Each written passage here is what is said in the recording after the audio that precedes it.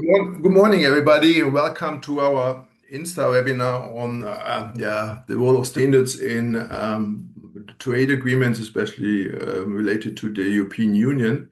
I think we have a really nice list of speakers, and therefore I thank everybody who was willing to join so early here from the European perspective, but also from Korea. We have a representative who are a little bit later in the afternoon. Um, we have a quite packed program, therefore I just go on. Let's see here. Next slide. That's the program. I tried to be brief, and then we have four speakers. I will introduce them when they start. Then we have two specific cases, and then after 10 o'clock we have a panel discussion where I prepared some questions to guide us through maybe interesting topics. I invite also everybody who is interested to ask questions to use the chat. And then we try to also maybe address them then later in the panel section. That's it for now. I assume that we are going to be able to distribute all slides then to the participants after the webinar. What's the background? The background is the INSTAR project, where it was the idea to kind of promote collaboration regarding especially ICT topics in 6 areas: AI, data, cybersecurity, IoT, 5G, 6G, and quantum, with like-minded countries and regions. The project is coordinated by BlueSpecs. We as Fraunhofer ISI are responsible for this link between standards and trade. And the project goes into its last month and will be finished by the middle of the year. And the idea is really to strengthen bilateral or multilateral cooperation in standardization activities related to these topics. And in this context, then also trade agreements and digital partnership might play the role. And especially recently, we see even, and that was not foreseen when we kicked off the project, that we have more and more geopolitical tensions, and then here bilateral trade agreements were more and more used to create common markets, reduce barriers to trade. And this is also a little bit challenging. On the other hand, the role of the WTO. Therefore, I'm quite happy that we have Eric Wikström with us, who can maybe put that in context. Furthermore, there are specific areas of standardization where standards are also used in geopolitics, power games, and in parallel, the European Union launched digital partnerships and then also recently digital trade agreements. We will hear later with the Republic of Korea one kind of more in-depth presentation on that. On the other hand, also there's in Europe especially a close relationship between standards and regulations. And especially we see that for the AI Act, for the Data Act, which are framework regulations which require significant complementary standardization activities. About the WTO agreement, I'm not really going into depth because we have a speaker on here, but this is a little bit the big framework for the world trade, where also standards are playing an important role, and principles like non-discrimination, transparency, or legitimate objectives, and the specific kind of focus on using international standards for harmonizing trade relationships. But this will be further elaborated later by Eric. The objective is today we first present very briefly how we identify standards relevant for trade agreements and what role do they play, and especially what we are then wanted to discuss also with complemented by the presentations. What are the future opportunities and what are the implications for policymakers, for industry, but also other stakeholders developing standards, but also maybe for the standardization organizations, which have to organize standardization processes in the context of this changed kind of geopolitical framework. This is a picture I put together and derived from a deliverable, and this is a little bit maybe the heuristic framework we might guide us. That means a trade agreement embedded or related to the WTO agreements, and then international standards are in the focus, but another option is to have maybe mutual recognition of national standards. We also have to maybe talk about conformity assessment, accreditation methodology. That means the whole quality infrastructure. Both standards and especially international standards and trade agreement drive the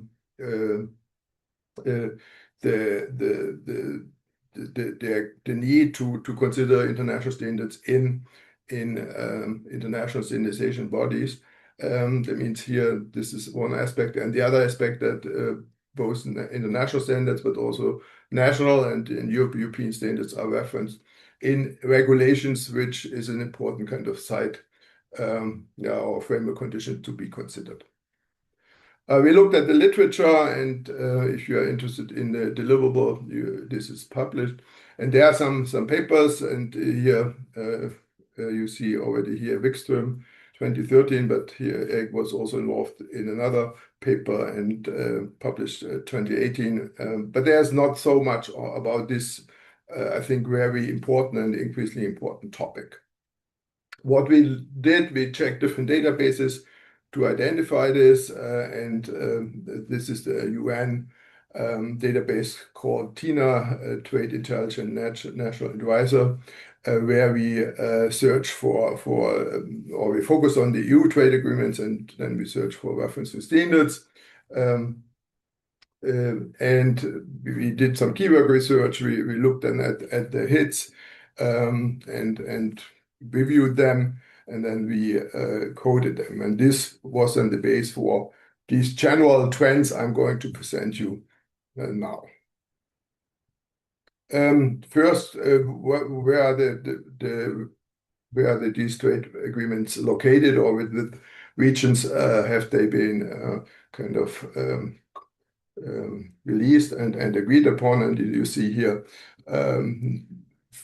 there's one block on the Near East and North Africa, candidate countries, Africa, the Americans, especially, and also Caribbeans and Asia Pacific, and with a specific kind of event of the Brexit, also with the United Kingdom, a trade agreement has been then agreed on. And there's some kind of evolution we see. At the very beginning, it was a strong focus that the trade agreements kind of emphasized an alignment with the existing EU standards. Then more bilateral kind of cooperation came into the focus, followed by a phase where there was a strong emphasis on using international standards and international standardization, which is aligned also then with the WTO TBT agreement. And in the later stages, the trade agreements do not only consider standards, but also conformity assessment, accreditation processes. It means it becomes much more comprehensive, covering not only or focusing not only on standards. That means in general, we see a little bit of shift between first kind of focus on harmonization with EU rules and standards, and then in the current phase, it's all moved more up to the international level in these trade agreements. These are the different phases with the specific focus, especially kind of those countries which are close to Europe. There was a focus, that these maybe should follow the EU rules. With the more distant kind of areas like the Americas and Caribbean, the cooperation in international standards, but also Then the harmonization based on existing international standards was mentioned. Then the candidate countries, here, sure, there was a strong focus also to collaborate with the European standards bodies, something like an ETSI, with the Asia Pacific regions. And the emphasis was more on the international cooperation, ISO, ICT, and ITU. And here also more emerging technologies related to IT was mentioned, and we will see that later also in the presentation by Bumi from Korea. Africa, here it's more on capacity building in standardization, because here obviously there's an issue. And then we have the specific case of the UK, which was is still kind of member of CEN, and but nevertheless, an agreement had to be finished and released in order to reduce the trade barriers within Europe and EU.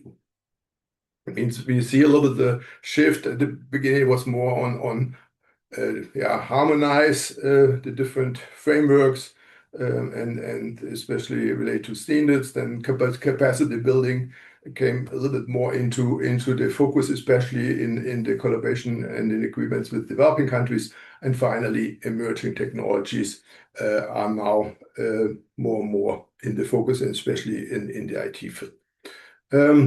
The meets here. Also, digital trade standards and trade agreements, and we'll see later some examples. The topic of public procurement comes into play. And just yesterday, the European Commission kind of presented a proposal of what's called Industrial Acceleration Act, where also the public procurement is playing a big role. Then R&D and technology transfer, that means standardization as a means of technology transfer, has been mentioned. That's a further kind of area. And finally, also sustainability topics and the reference to SDGs are becoming much more prominent. Yeah, I think that's more or less. And I have some specific cases, but I go over these because I want to give the others the floor. Therefore, I conclude with these general takeaways. In the beginning, it was more bilateral, more and more the move was then to multilateral recognition, especially via coordinated participation in the international bodies. Digital transformation has also an impact, especially also now reflected in the digital trade agreements, and a more comprehensive integration, not only aligning standards or agreeing common standards, but maybe aligning the full quality infrastructure ecosystem is an issue. And therefore, standards are also a way to maybe harmonize regulation, maybe collaborate in innovation and promote trade, which is maybe contributing then at the end to sovereignty for both parties. That's a lot the background and what we also did via the INSTAR work package on standards and trade agreement. And with this, I stop and hand over to Lucas Zavale, who is currently with the World Bank. He's an economist, and he's member of the Day Tax Lab. And he is one of the authors of the World Development Report, which was just released in December 25. He has a PhD from the Yale University and was also in Princeton's University in 21 to 22. And therefore, I'm quite happy that I convinced Lucas to give us kind of a brief insights into the current World Development Report and the role of standards also for international trade. Lucas, I give you the floor. Thank you. So I can just share my screen, correct? I think I should. I think I have that. Let's see.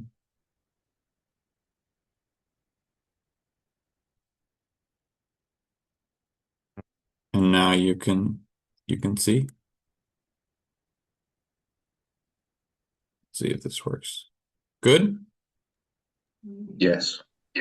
Yeah, perfect. Okay, perfect.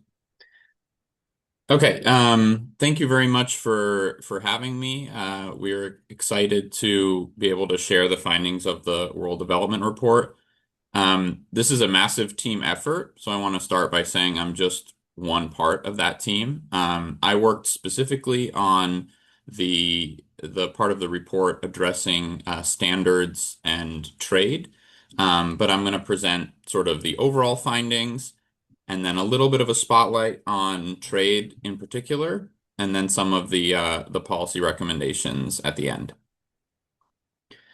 Okay, so first we like to make the point that standards are critical for development, but often remain overlooked. If you think about, well, in this audience, maybe you think about standards a lot, but ask yourself, you know, my wife or my husband or my parents or my kids, how much do they think about standards? Probably not very much. And yet those standards are all over the place, almost as an invisible infrastructure facilitating economic activity. So another thing that we've sort of come across in the report is that meeting those standards that are sort of everywhere is becoming increasingly challenging for developing countries. And that's something that we want to take very seriously at the World Bank, in terms of informing our investment projects. Finally, we see that developing countries are vastly underrepresented in shaping international standards. So it's not only that it's challenging for them to meet those standards, they have very little control over the future of those standards. And sort of the more control that they can have, the more likely that these standards can be inclusive. So in the WDR, we talk about three types of standards. So the first type is measurement standards. These would be things like, we want a kilogram in Geneva, where I am right now, to measure the same as a kilogram in any other country. So these are some examples of measurement standards. Then we talk a lot about compatibility standards. So we want our technologies to be developed in one country to also work with the infrastructure in other countries, to make them compatible across countries. And then finally, and this is a lot of what I will talk about in the trade portion, we have quality standards. So if measurement standards are sort of telling us what the ruler is for measurement, quality standards are telling us where along that ruler firms need to operate at a minimum. So within the trade landscape, there's been a lot of talk, especially over the last few years, about tariffs. But we like to make the point that much beyond tariffs, there's actually a large impact of standards underlying the global trading infrastructure. So on the left here, you see some photos of the global shipping containers. And this was sort of a significant effort in standardization that went above and beyond our trade agreements to allow this sort of modular trade and to enhance economic activity. And by some estimates, the impact of the standardized shipping container was much larger than trade agreements themselves. So that's sort of like the sort of even physical infrastructure of standards.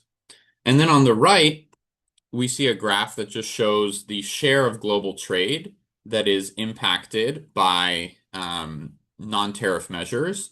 This actually, I helped produce this graph, so this actually focuses specifically on technical regulation.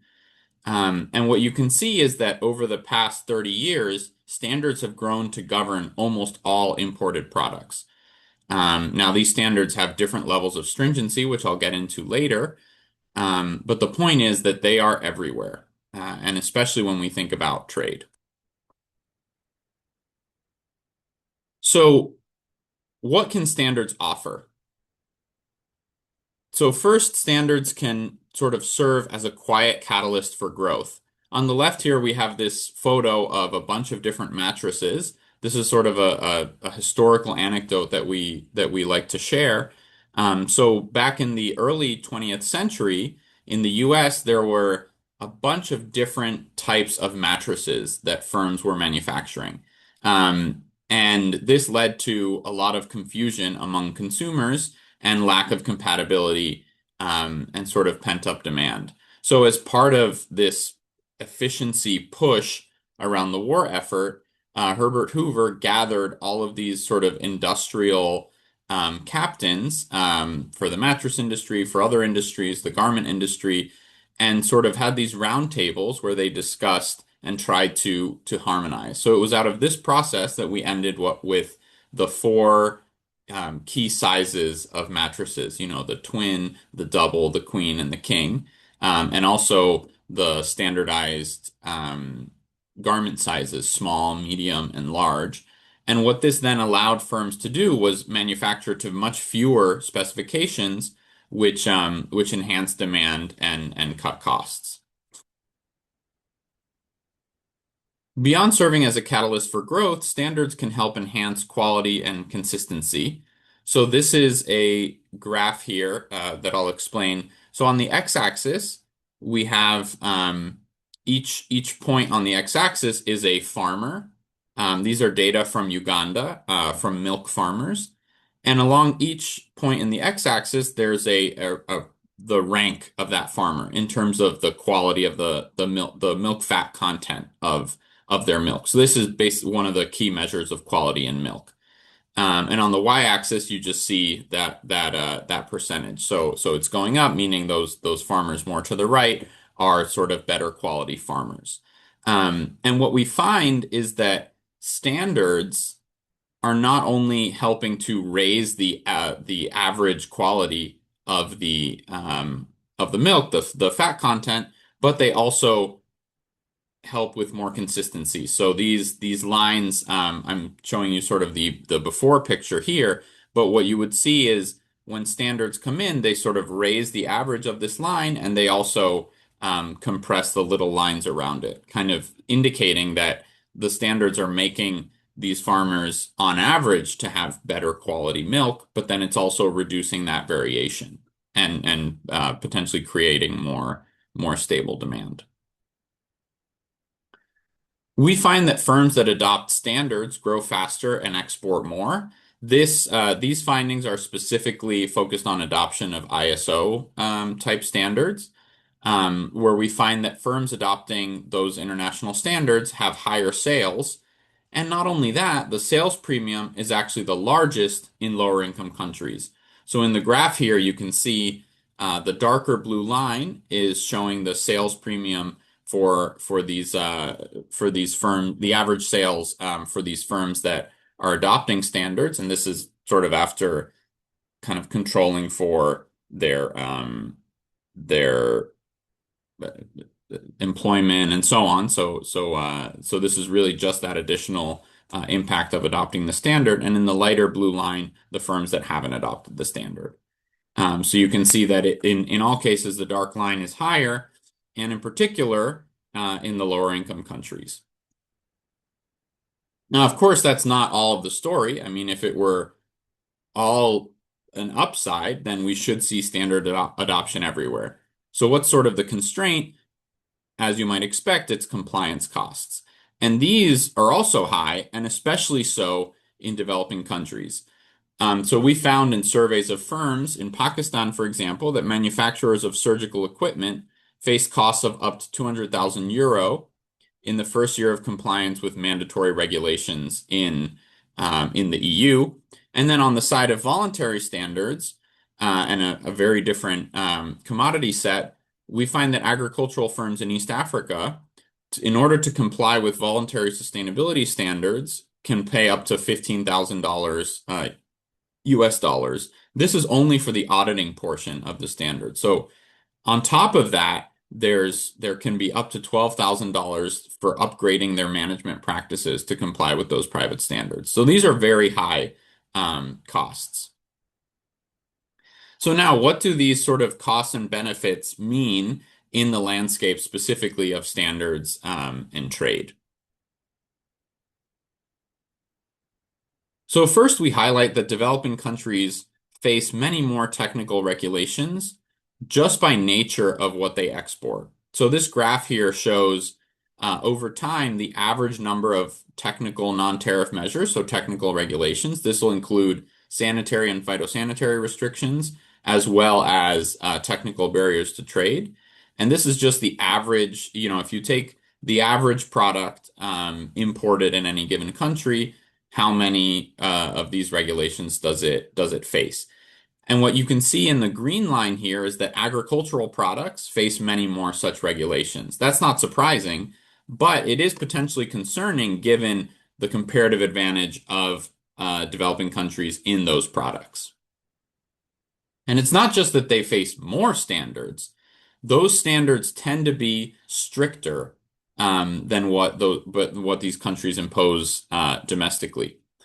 So thinking about SPS, what we did was an analysis of maximum residue limits across these different countries, and what we found on the left here. So if you look in the low income and lower middle income, we find that those countries tend to just set their maximum residue limits to the Codex International Standard. So these are standards developed by the FAO, by Codex, to be scientifically based.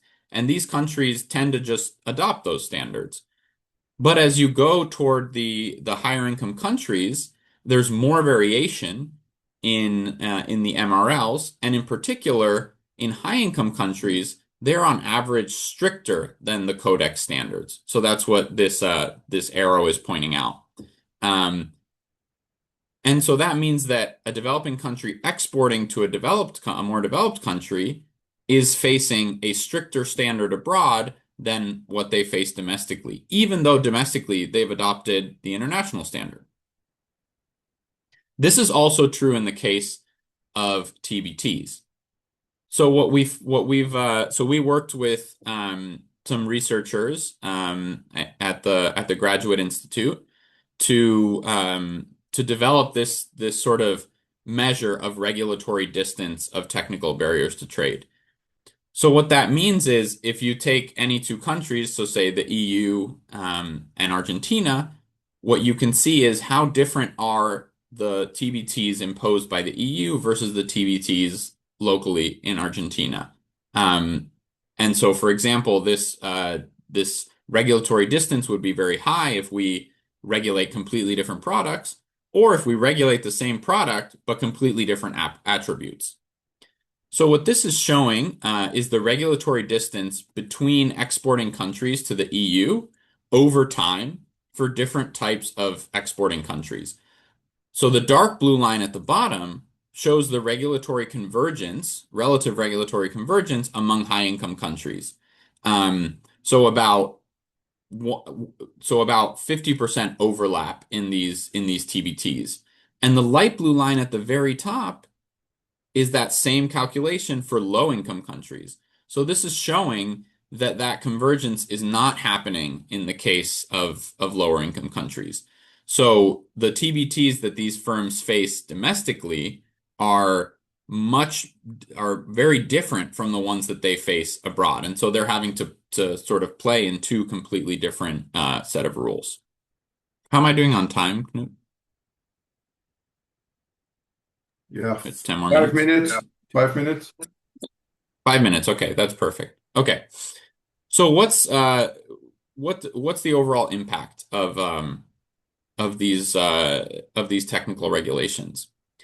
So we find that they can increase export demand, but those benefits tend to favor developed countries. So this is something we produced for the report. Each dot in this figure comes from a specific study, a specific academic study of the impact of technical regulations, either SPS in the top panel or TBT in the bottom panel. And what we find is, you can see the green dots, so these things do have positive impacts, but these studies typically find negative impacts of SPS and TBT on developing countries. Even though they can facilitate trade, they often don't. So now what can developing countries do about this, and what can we as a global community do about this? I'll skip some of these slides, but I'll to finish in the interest of time. So the first is that we want to use the full toolbox of standards for policy, not just the hammer of technical regulations. So in the report, we talk a lot about when we should sort of let the market-driven standards dominate. So these voluntary standards, perhaps with government support, all the way to the most strict level of government intervention using mandatory standards. And so we find that countries often are sort of too strict or too lax, and so we need to think about where we fall on this spectrum. We talk about a sort of three-tiered framework for increasing adoption of standards among developing countries. So in the first stage to the far left, earlier in the development trajectory, these countries should adapt international standards for the domestic market. So here's the international standard, the dotted line, and then the domestic standard may be lower than that, but you need to guarantee take-up, and you want to guarantee that there's this capacity building and adoption of the standard. So in this middle stage, we have this alignment stage where countries can bring those domestic standards to meet the international standards. And then finally, once you've graduated into a higher income status, then you're authoring those standards and trying to drive them forward. So another thing that I haven't talked about yet, but that we talk about a lot in the report, is quality infrastructure.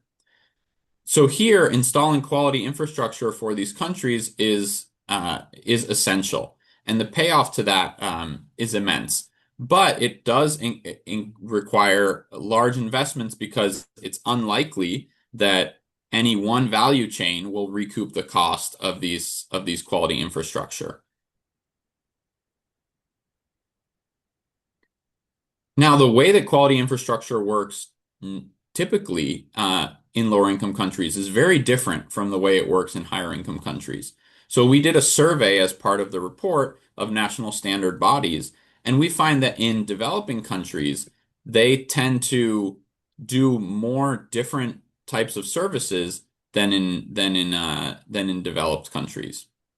So on the far left here, in low income countries, we see that NSBs do a lot of different things, and some of these can create conflicts of interest. So they're doing accreditation, but in some cases they're also doing the certification themselves, in addition to other types of services. And so this creates sort of a conflict of interest because these firms are, or these bodies are certifying other private entities, but then they also are certifying themselves, the firms. And so this is partly comes out of that resource constraint of lower income countries, but it also creates conflicts of interest. Finally, low and middle income countries are vastly underrepresented in international standards development. So here we just see the number of, in the same survey, we see the number of delegates from these standards bodies that are sent to ISO committee meetings and to other technical committees. And I'll note here that I think something that's, earlier this week, we spent TBT committee meetings, and one thing that we highlight as being very important is that is an example of where there's actually much more even representation of these countries. Okay, so we have two sets of policy recommendations, and I'll close. So the first is for developing countries themselves, and other countries may want to consider it, but this is sort of specifically for developing countries. I said some of this before, that we want to create the conditions needed for firms to upgrade quality, but not necessarily enforce that upgrading with mandatory standards. And then think a lot about the development of quality infrastructure. So focusing on the availability of that infrastructure and not necessarily the location. I think later on in the panel we'll talk a bit more about these trade agreements, and there I think that some of the regional harmonization efforts can also spill over to quality infrastructure. And then finally, the policy recommendations for the global community is to first support developing countries in the process of developing international standards. This can happen both through the standard setting bodies themselves, these international standard setting bodies, or it can happen through different donor funded facilities. So we met with the STDF team, and these types of interventions can help countries sort of move through this alignment stage. We also talk about promoting tiered standards to match different capacities. So earlier this week, we met with the World Food Program, where they are working with Codex to develop sort of a two-tiered system of standards, one sort of safe but sufficient for humanitarian aid, and then the sort of higher standard that's for commercial viability. And then finally, deepening international regulatory cooperation through shared terminologies, common measurement, aligned approaches to compliance, mutual recognition, and participation for the global community in these same groups like the TBT committee and SPS committees. So that's it. You can read more about the report and various overviews at our website. With that, I'll stop. Thanks a lot, Lucas. That was a really nice and comprehensive kind of start with a focus on really the global perspective, and I think it's a nicely kind of a starting point now for our next speaker, for Tom Barrett. He's a fellow of the United States Study Centers at the University of Sydney. But he's currently doing his master, and therefore he's also in Europe in public administration at LSE and Columbia University. And therefore, Tom, the floor is yours. You can share your slides. Thank you. Yes, let me just get that going. Okay, I think, is that coming through? Yes. Fantastic. Thank you, Professor Blind, and everybody for joining the webinar, and yeah, obviously for being hosted here. It's great to join. So I'm just going to do a brief kind of run through of a project I ran a little over 12 months ago now, I think it was, or yeah, sort of 12, 15 months ago it was published. So it's, sort of mostly focused around sort of 2024, but I think still holds a lot of relevance, and it'll touch on some of the points I think Lucas mentioned around representation and some of the different dynamics in standards development organizations. Okay, forwards. So just to give a bit of context on this project, and I've put a sort of little QR code in the corner if anyone wants to look at the report, which is sort of lengthier and has more pretty pictures and graphs. But the motivation for this project came originally from discussions of like US-China decoupling in 2023. So I was working at the US Study Center. There was a lot of US-centric talk around different policy areas, and standards will get thrown into that conversation as sort of an area either to decouple within, or an area that was perceived as sort of a risky space for international coordination. I personally didn't fully buy that narrative, so wanted to kind of get into this space. So I'm definitely maybe on the lower end of long-term expertise and experience than some of the other people on this call, but hopefully this is of interest.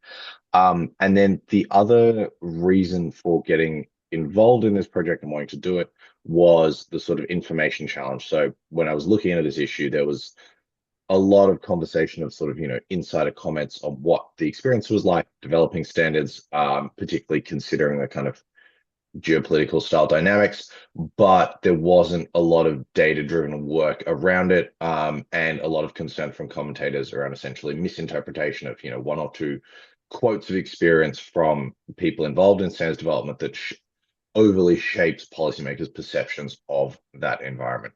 So the goal of this project was to give a sort of data-led, analysis of leadership and participation patterns in the ISO and the IEC, so the two largest standards development organizations, and to give an understanding as best I could from kind of external perspective from a think tank of their kind of internal dynamics, and to sort of consider whether these claims around like challenges to their legitimacy and their resilience were well founded. Just to quickly kind of frame how I sort of thought about this before I get to more of the kind of data components. So the way that I sort of framed or understood the different tensions that at this, or tensions or interests that exist at this stage in kind of the development of standards, was, first and foremost, you have the goal of technical optimization. So that's your kind of your best practice effort of producing a standard that reflects the distilled wisdom of technical experts.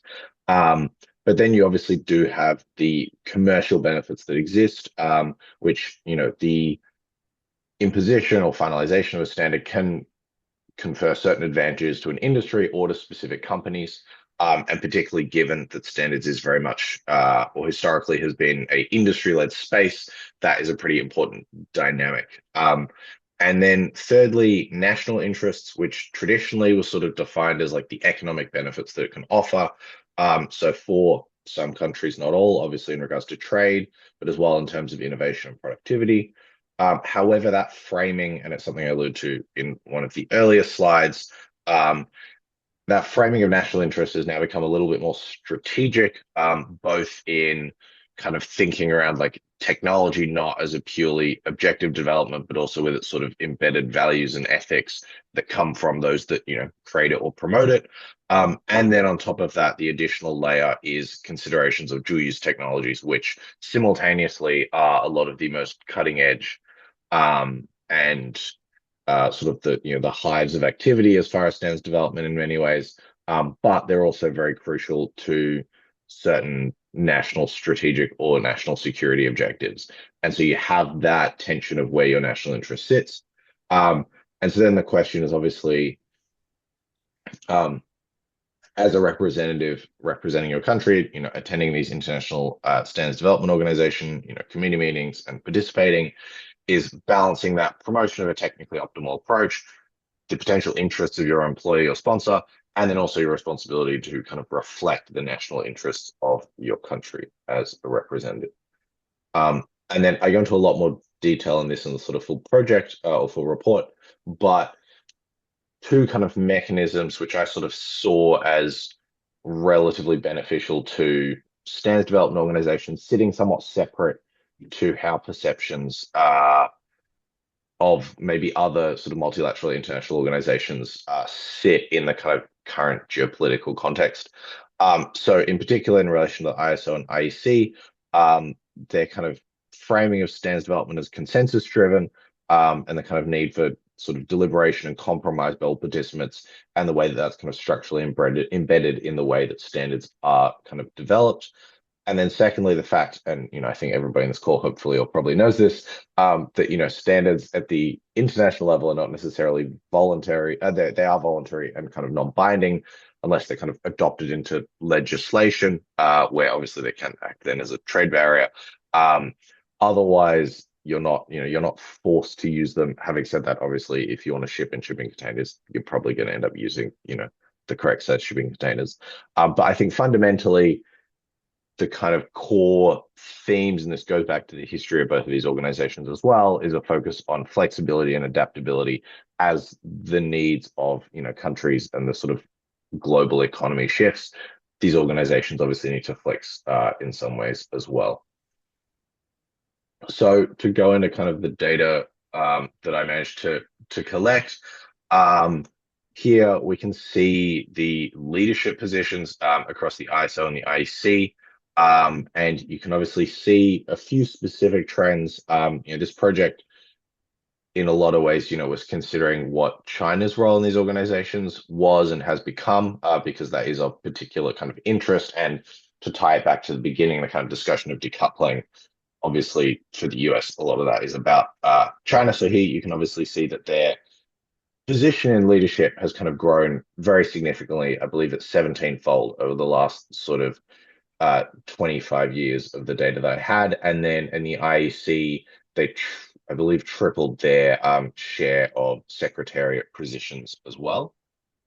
And then as far as participation, which is kind of the other key metric that I had, there you can see China's probably done arguably an even more impressive sort of rise, from a fair way down to being an out and out leader in the ISO, and then sort of maintaining its status alongside Germany as one of the key leading countries. The one other point I'll make is you can see that the US on the left here in the ISO is sort of flat lined, to sort of put it mildly. And if I go back one, you can see that both the US and Germany broadly, I mean, Germany maybe stays steady, but the US does sort of taper off a little bit.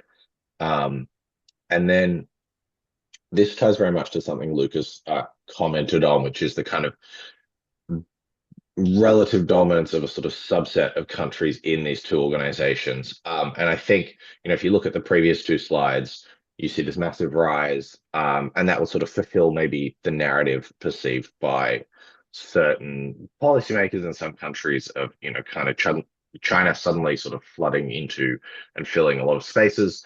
But when you put it into the broader context of, okay, how does the sort of OECD, the rest of the world, and then China sit? It suddenly shows that yes, China's gained, a significant position in these two organizations, and this is as far as leadership. But the OECD group still obviously maintains a very significant kind of hold in these organizations.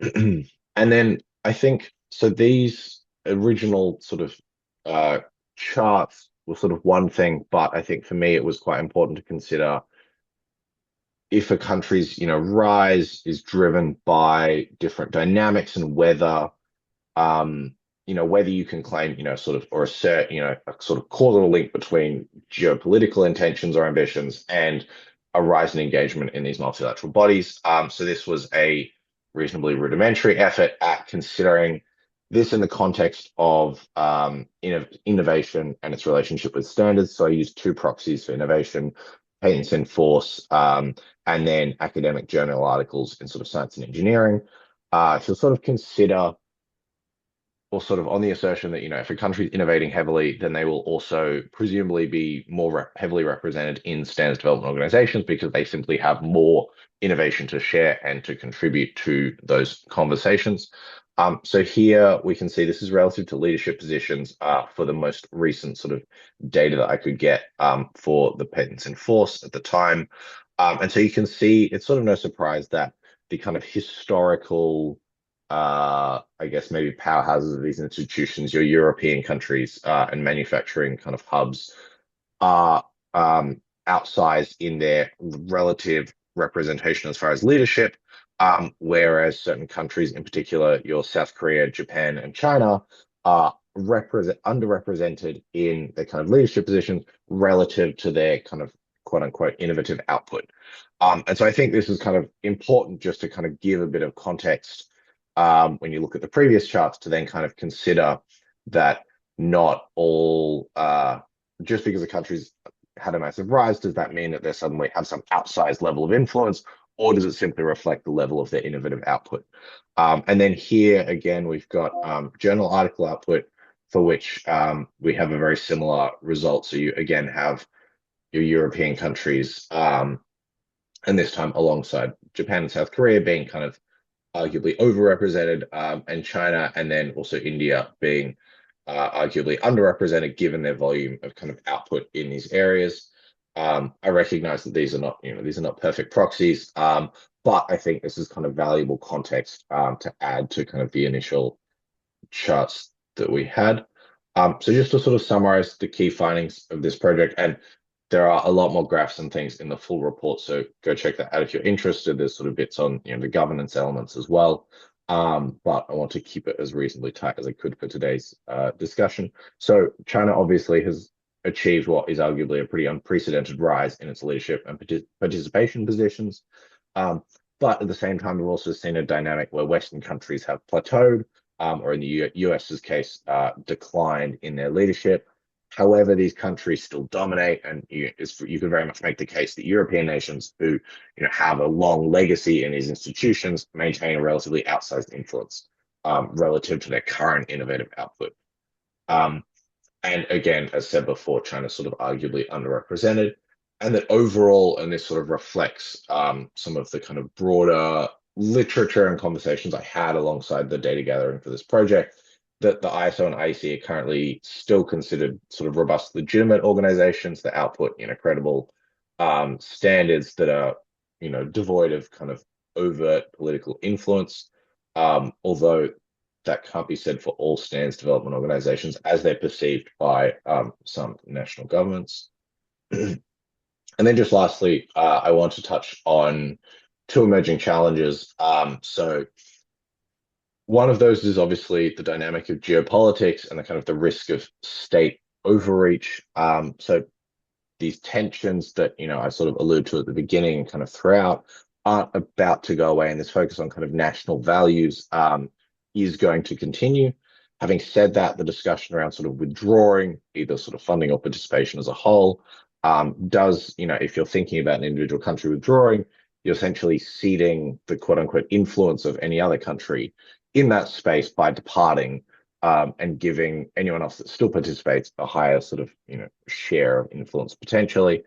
And of course, the economic implications of states withdrawing, or the kind of the reduction of aggressive reduction of support for bodies, comes with significant economic impacts, particularly if a country was to sort of be more aggressive with ruptures around standards. And then secondly, the dynamic of dual use technologies, which I hinted at earlier. But there's a really important dynamic here of these technologies have great strategic importance, yet they are in many ways key, central to current efforts at innovation or current innovation, and also to sort of future economic growth. And so I, really want to emphasize that there's kind of a real priority for government to provide a lot of clarity around, and where appropriate, kind of disclosure around their logic, around building kind of two-way dialogue between policymakers and industry, so that industry understands at what points they need to be considerate of these kind of dual use and strategic concerns. And just to touch on the policy recommendations, and again, there's a lot more material on this in the full report. But at the kind of national government level, and this was written from an Australian context, but at the national government level, building those coordination networks between standards bodies and policymakers is really important. Obviously, improving training and participation incentives, in particular in ways that can support academic or civil society representation, given the kind of sort of large scale representation of certain corporate interests in some of these larger bodies these days, and sort of guidance around things like R&D tax credits to support standards activity is crucial. Clarity on dual use technology communications. So one really good example of this in Australia is that they had a program of security clearances by providing sort of temporary security clearances to standards experts so that they could get more deeper consultations with government to understand concerns around certain technologies. And then obviously, and this relates a little to some of Lucas's points as well, the capacity building investment in counterpart institutions, particularly across regions where they share certain kind of similar characteristics or concerns. And then at the international SDO level, it's no surprise that obviously increased public reporting and data on standards development would be very useful. This project took quite a lot of time and work, and a lot of time on the Internet Archive, but I think building out that sort of transparency is really valuable to kind of long-term trust. And I believe that is everything. Thank you so much for your time. Yeah, really appreciate it, and looking forward to the rest of the discussion. Thank you, Tom. I think this is really nicely complementing what Lucas presented, especially also now focusing on how China has developed, but also then putting that in a bigger context, and therefore it's, I think, maybe an interesting statement. We can talk later about the underrepresentation of China, and I will share in the chat a link to a paper where we have kind of used a little bit different indicator. But now, finally, we have the first female contributions, and I'm quite happy to have Solveig with us. She is currently with Statistics Norway, but we met at the defense of her PhD in Oslo because she did a work on also voting act behavior at ISO, and therefore this is nicely then building on what Tom kind of just presented, but now going a little bit in the depths into how different countries collaborate in ISO. Reflected or based on voting data. Solveig, the floor is yours. Thank you. Thank you so much. And thank you for inviting me. And thank you for the presentation so far. They've been really, really interesting. Let me see if I can share my screen. Do you see it? Yes. Yes. Good. Good. Perhaps even presentation mode. Yes. Yes. Is it correct now? Yeah. Yeah. Good. So this is building on my PhD dissertation, and I'm going to present to you some of the findings. This is a pretty short presentation, so it will be the main findings, and I'll try to wrap it all up into some messages and perhaps some ideas about where to go from here. But this dissertation here is then focused on ISO because, as was just said by Tom, whenever you want to study standards, often comes a big data collection effort with it. So this data collection is focused on ISO, so that will be the focus. But I think a lot of this also goes broader for the messages that I think this work builds on. So this is on the political dynamics of international standardization. And I would like to start this by just framing a bit of what international standardization has been and how we've thought about it before and how this might have changed now.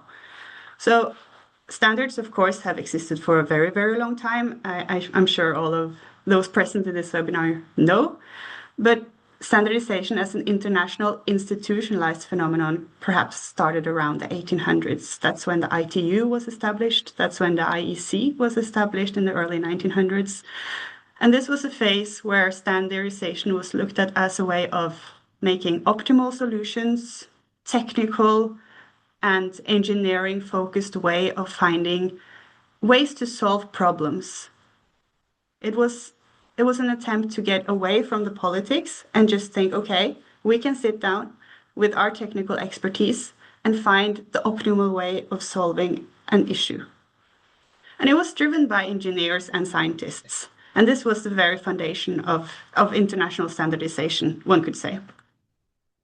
But then came another phase around the mid-1900s and up until pretty recently, in which international standards started to become more of them. They were starting to be developed in different countries and adopted far and wide. And people started to see that standards could also be an instrument to facilitate trade, international trade, and increase economic development. And this is a period in which standards are seen as a tool for promoting international trade. And perhaps the best way of thinking about this is through the anecdote of shipping containers. And I'm sure a lot of you have heard this anecdote before, but before the shipping container, it was a hassle to transport anything from one port to another. It had to go in bulk goods. So you had these sacks and containers, and you had dock workers that you can see here who shipped it on and off ships. But then once the container was made, this of course became easier. But problem was that one port cannot have a container and then all the other ports are using this old way. You need to have a standardized container that can be shipped on and off a ship and be used with the same instruments to be taken onto trains and lorries and other ways of transporting that cargo further. So then you had to have a standard that enabled everybody to have the same dimensions on the shipping container. And that's when the ISO standards on shipping containers came in 1968, I believe.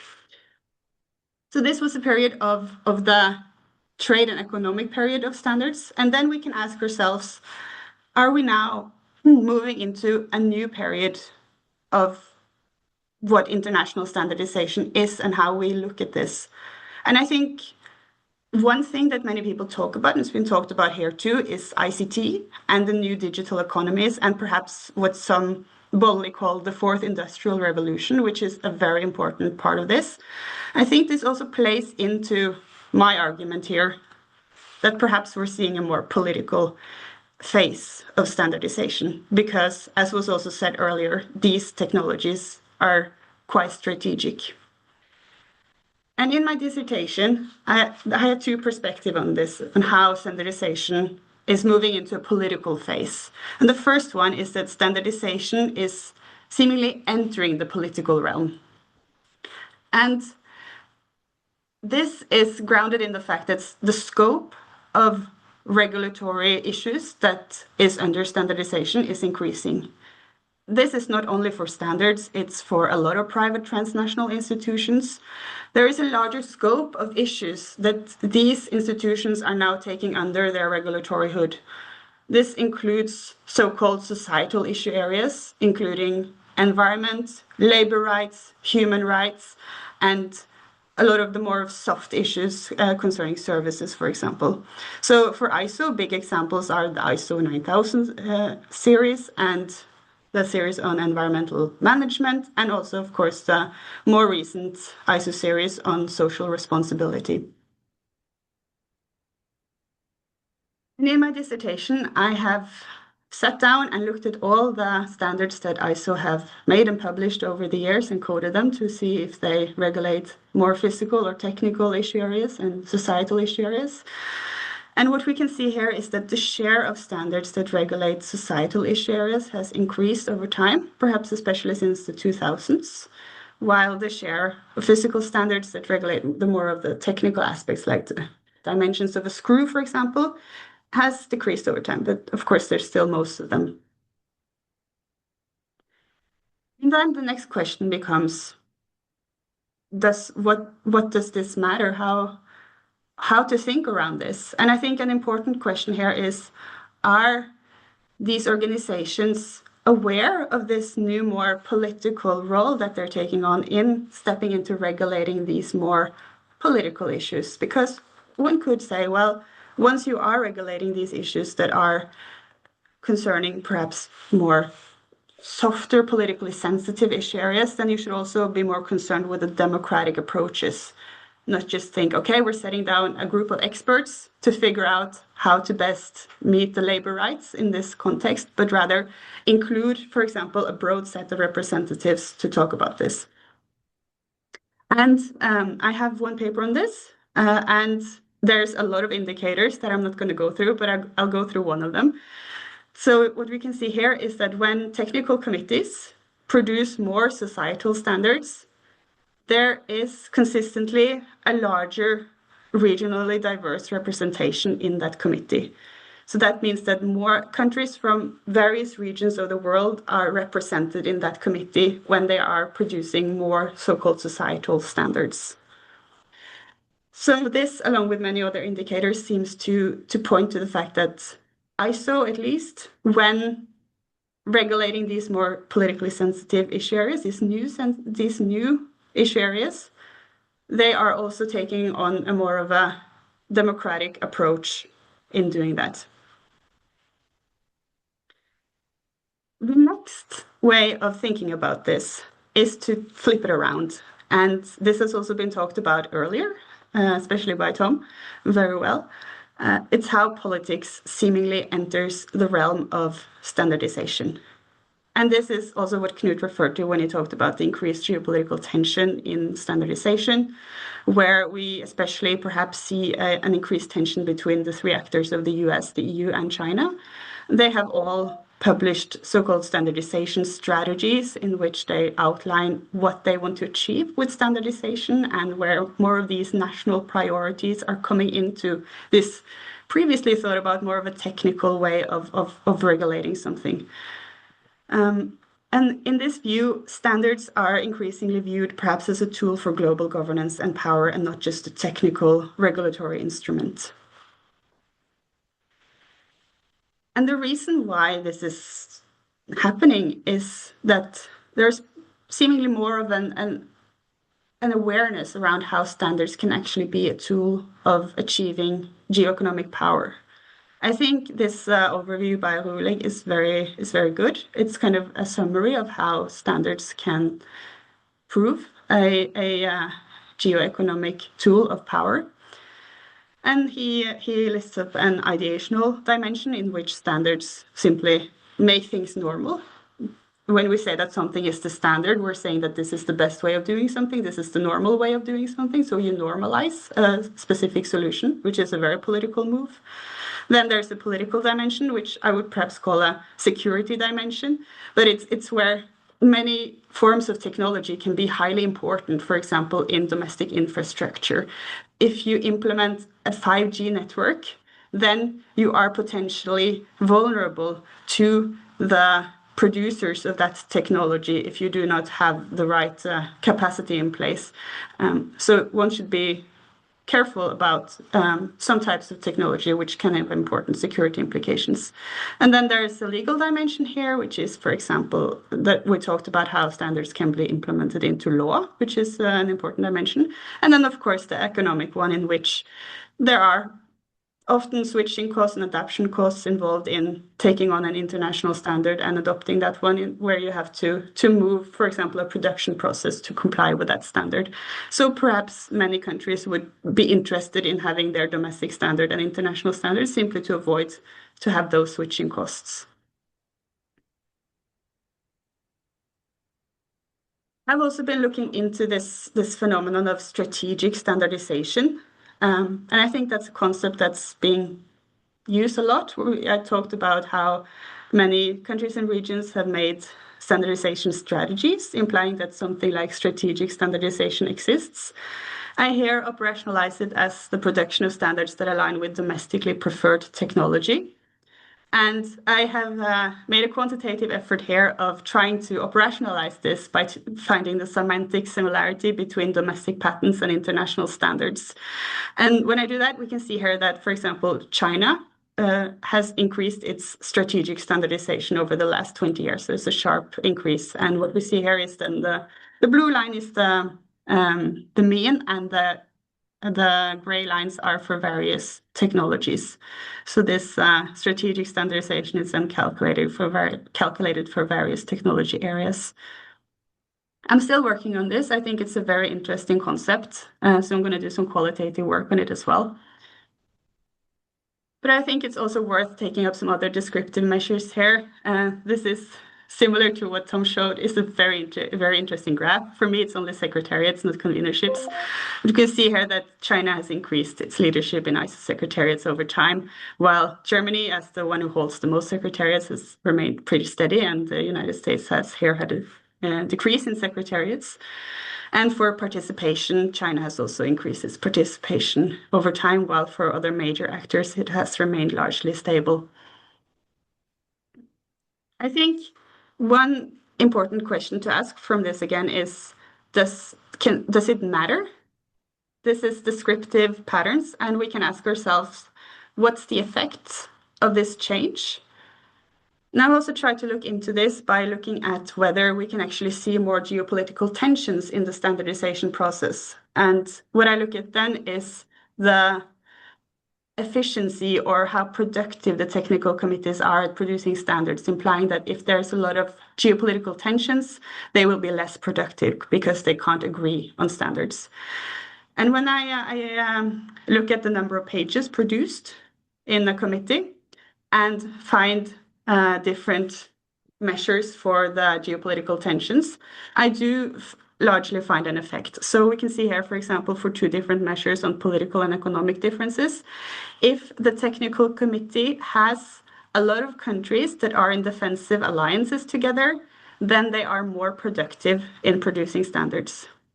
If the technical committee have many countries with high tariffs towards each other, then they are less productive in producing standards. And these two findings are significant at the 5% level.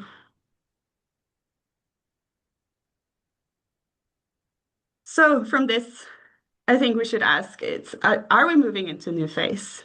Is it a new role for standards? And there are some talk around how how this might change. So it's the new World Development Report, of course, which has a lot of interesting findings. And there's this piece in The Economist from one of the chief economists on that report that talk about how standards can be a barrier to trade for developing countries, as Lucas also talked about, partly because they are moving into these new issue areas where developing countries have to comply with environmental regulations, for example, and that's very hard. So while we try to make standards that promote environmental protection, we might also decrease trade and hamper trade for developing countries. And then there's this other perspective here from Lawfare, where these two authors talk about how the US needs to get its eyes up for how standards are actually a tool of statecraft. And this also shows this new perspective of what standards are and what they can be and how they might become more political. Moving on from here, I think we should ask ourselves whether we are leaning more in another direction than previously. And there's at least three directions that international standardization can lean towards. One is cooperation, where countries come together and find technical solutions to common problems. Another one is domination. Perhaps we're seeing now more of a domination from China, but I think we should be aware that, as Lucas talked about, there's already a domination from Western industrialized countries in international standardization. So it's not like it's devoid of any sort of region in the world that has a lot of power in this place already. But perhaps this is shifting. And then third, there might be a fragmentation. If countries are now not able to cooperate in international standardization, but they still see the need for it, perhaps we're seeing more of a bilateral agreements on trade, or, for example, in China's case, the Belt and Road Initiative that includes a lot of standards within that initiative, which could potentially produce more of a fragmented standardization regime worldwide. Okay, that's it for me. Thank you so much.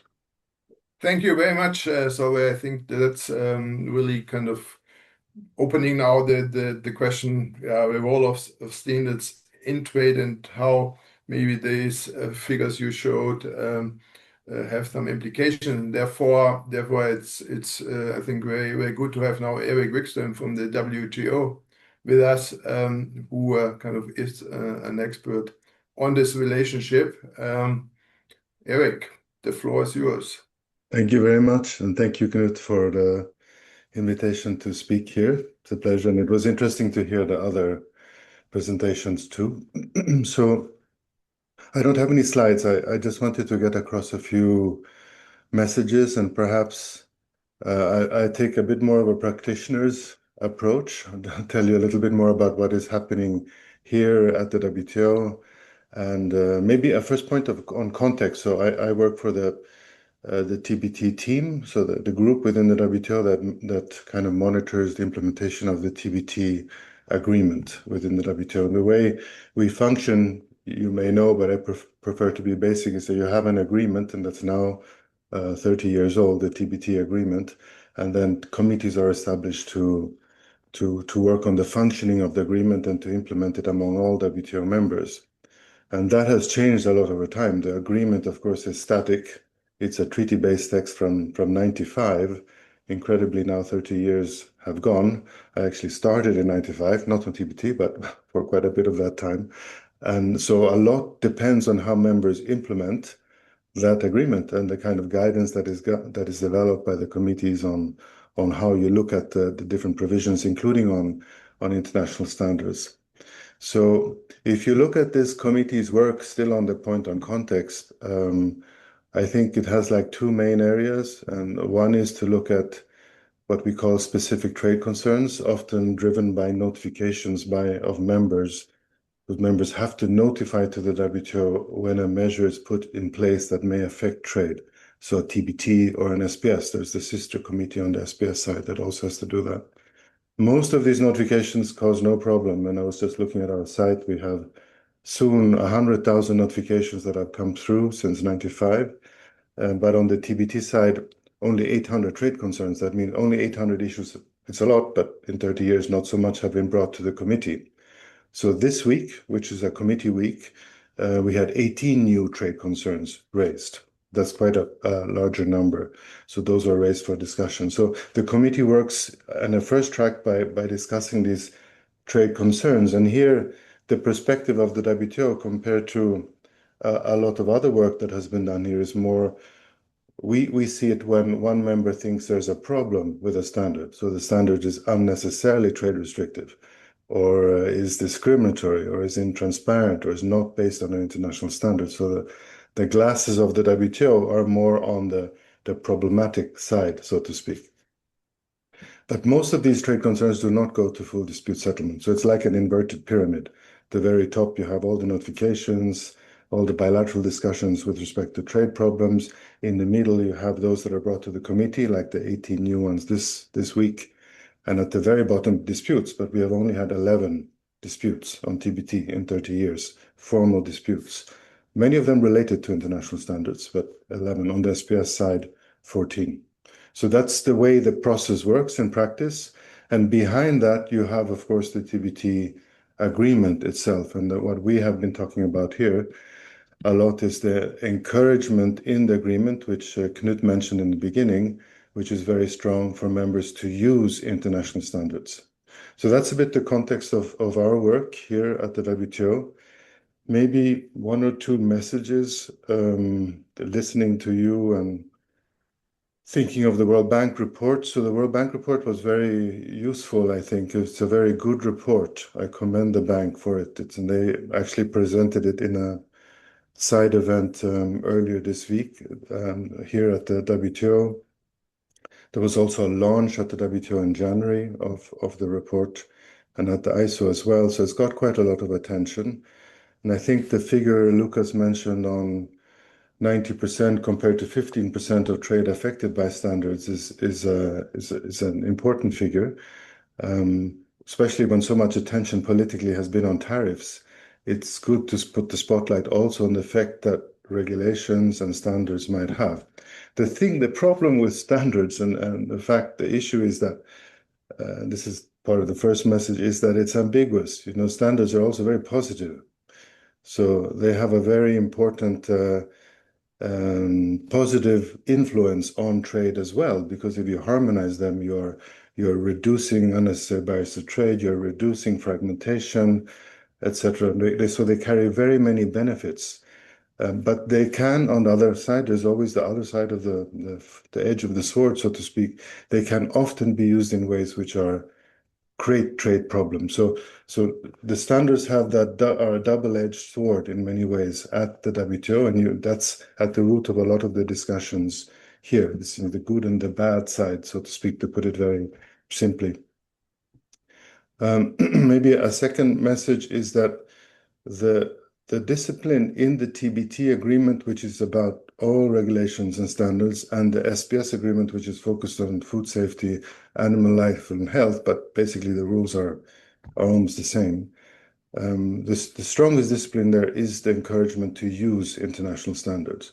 But for TBT, it left it open in terms of what are the relevant international standards. So there's been a lot of discussion over the last 30 years in the WTO on how to define that.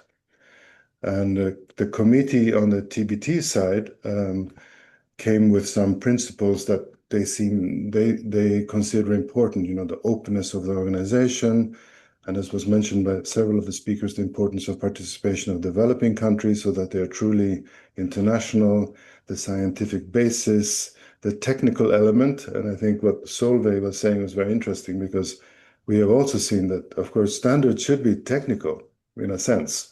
That's the benefit of them has always been that they are less political, because you get the best minds together and technical way of solving a problem. But of course, no one can get away from politics, and we see that more and more. And as standards have gone into areas of sustainability, digital divide, etc., now that you see more of that fragmentation that comes in. But I think political issues are not a stranger in the standards area. We'll always have that. So this the second point I'm making. So the first one was on the ambiguous nature of standards, and the second here is that they remain extremely important, and there's a lot of focus on that. But I don't see I see within the committee a lot of attention to trying to keep the work of the committee focused on the technical aspects while acknowledging that, of course, we live in a bit of a different world today. A third point mentioned by Lucas, I think, and others is the point that sometimes, and here I think this is increasingly important, sometimes it's not enough to meet the standard. And I think actually in many developing countries, this week we have very high participation by African countries here in the committee, a very high participation by Asian countries across the board. They actually meet the standards, or they can meet the standards. They often they can do that, but there is a problem in showing it, in demonstrating it. So that it's kind of the last link, what we call conformity assessment. And there, the gap is in the quality infrastructure side. So if you don't have a laboratory that is accredited, even if you're actually meeting the requirements of the export market, be they private or regulatory, you don't get in, you don't get market access. And how do you address that?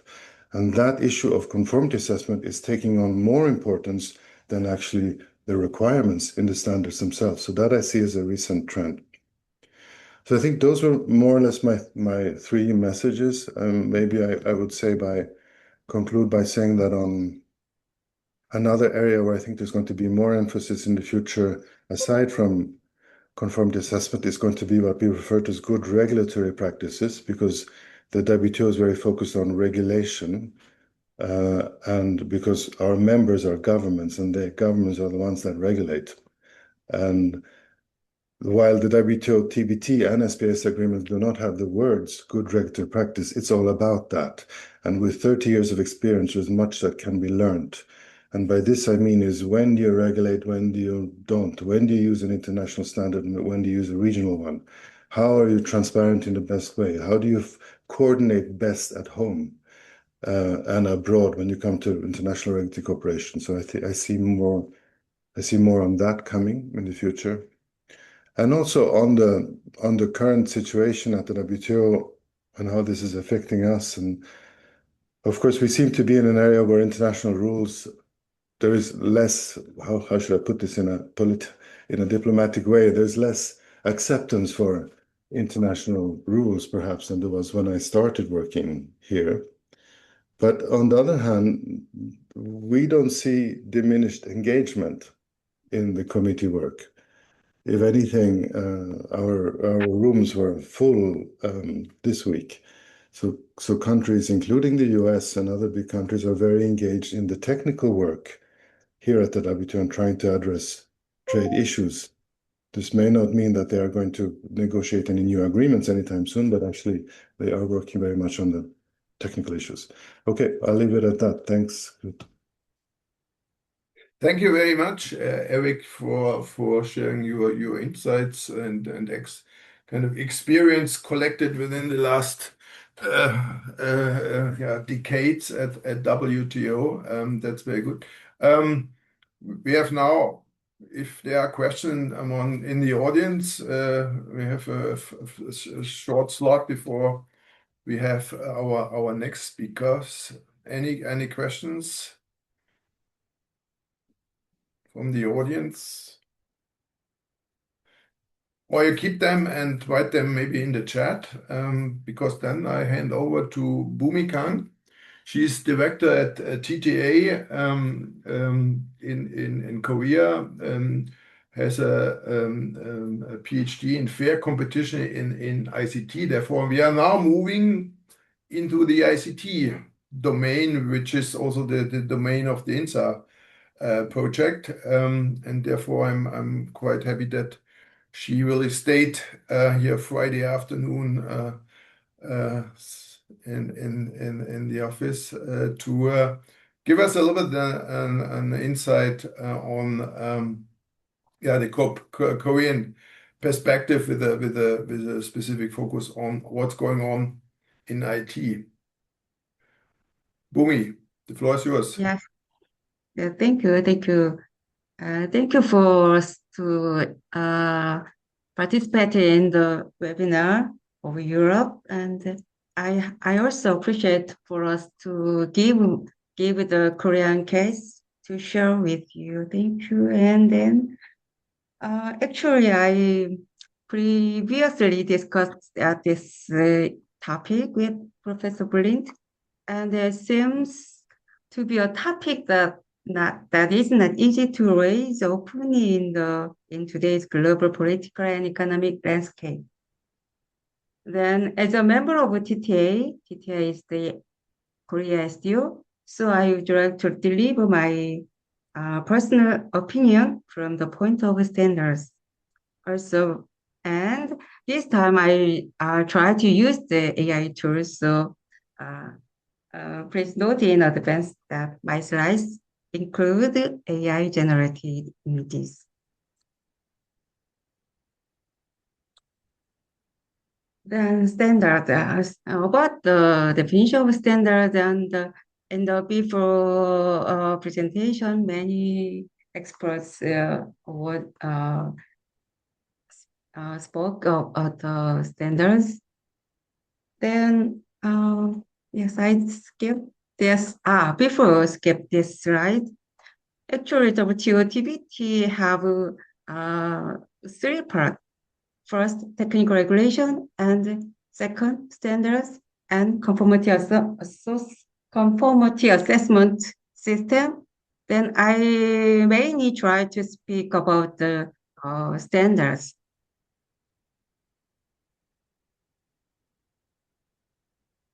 As you know, according to the Article 2.2 and 2.4, WTO members shall use the international standards to avoid the unnecessary barriers for international trade.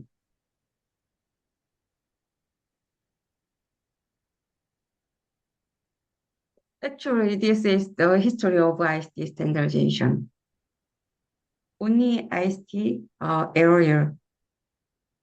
The history of IST standardization is less than 50 years. However, standard is the starting point for global trade in ICT products and services. ICT standardization began with the liberalization of the telecommunication market in 1980s, and many ICT SDOs was established during that decade. With the adoption of WTO TBT in 1995, harmonization with international standards was a key point in order to avoid unnecessary barriers for international trade. Actually, since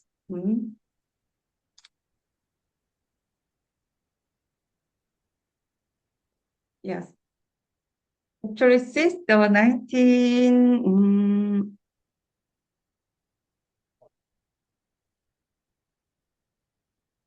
in December 1998, 3GPP was established to make standard IMT 2000 technologies.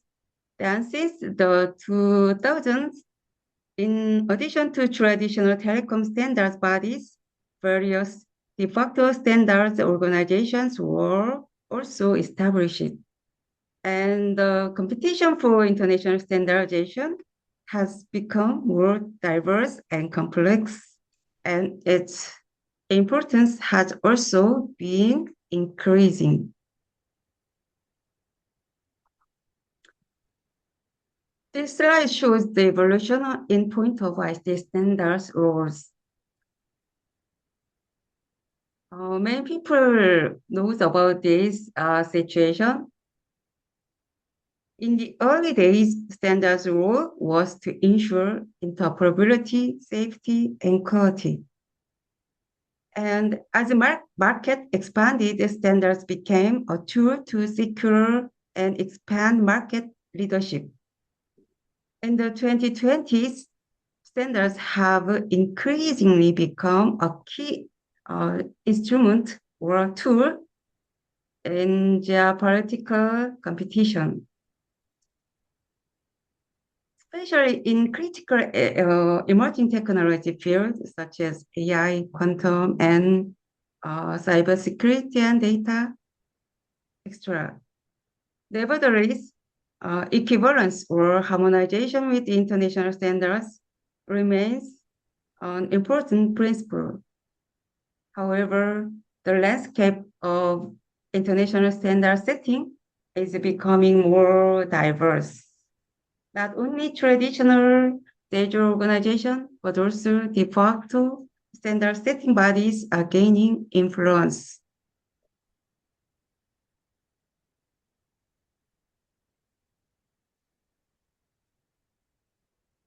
Now, international standards have become a common language that helps remove technical barriers to trade in global commerce. Korea has also actively participated in international standardization activity, especially through the ITU, ISO, and IC. And I think that Korea has gained a meaningful standing within these organizations. However, there is a recent evidence showing the rapid rise of de facto standards in emerging technology areas. And another notable trend is the sharp increase in the number of TBT notification.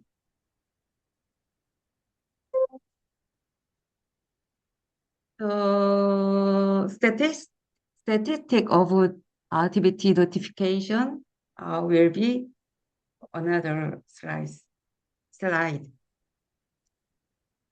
Anyway, is this a challenge to international standards? That is another key point to consider, I think.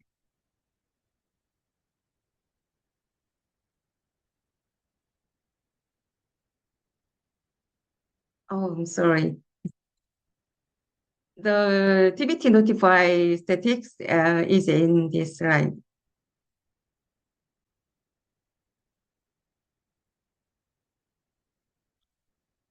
As you see in the slide, 2010, the number of TBT notification is 1,869, and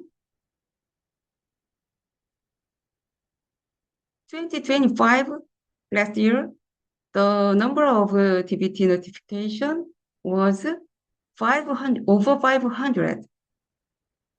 As I before say, this is the situation of the essay is also the challenge to the dangerous SDO and the regulator of the government.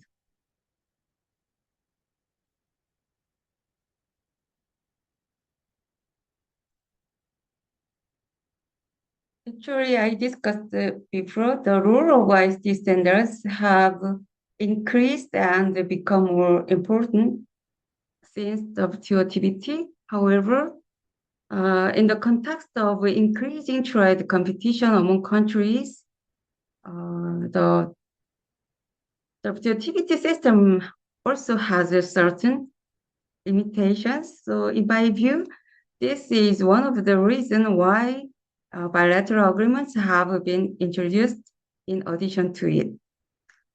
And I believe that WTO plus FTAs include additional and stronger the articles such as the enhanced transparency and permanent operation of a TBT commit and the mandatory explanation for unuse of international standards.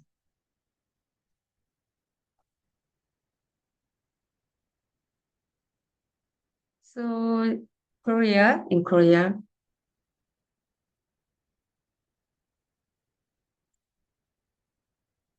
Korea have the 22 cases of FTA in force. Korea first signed with Chile in 1999, and since 1999, and then Korea tried to make a bilateral agreement or FTA agreement with several regions and several nations.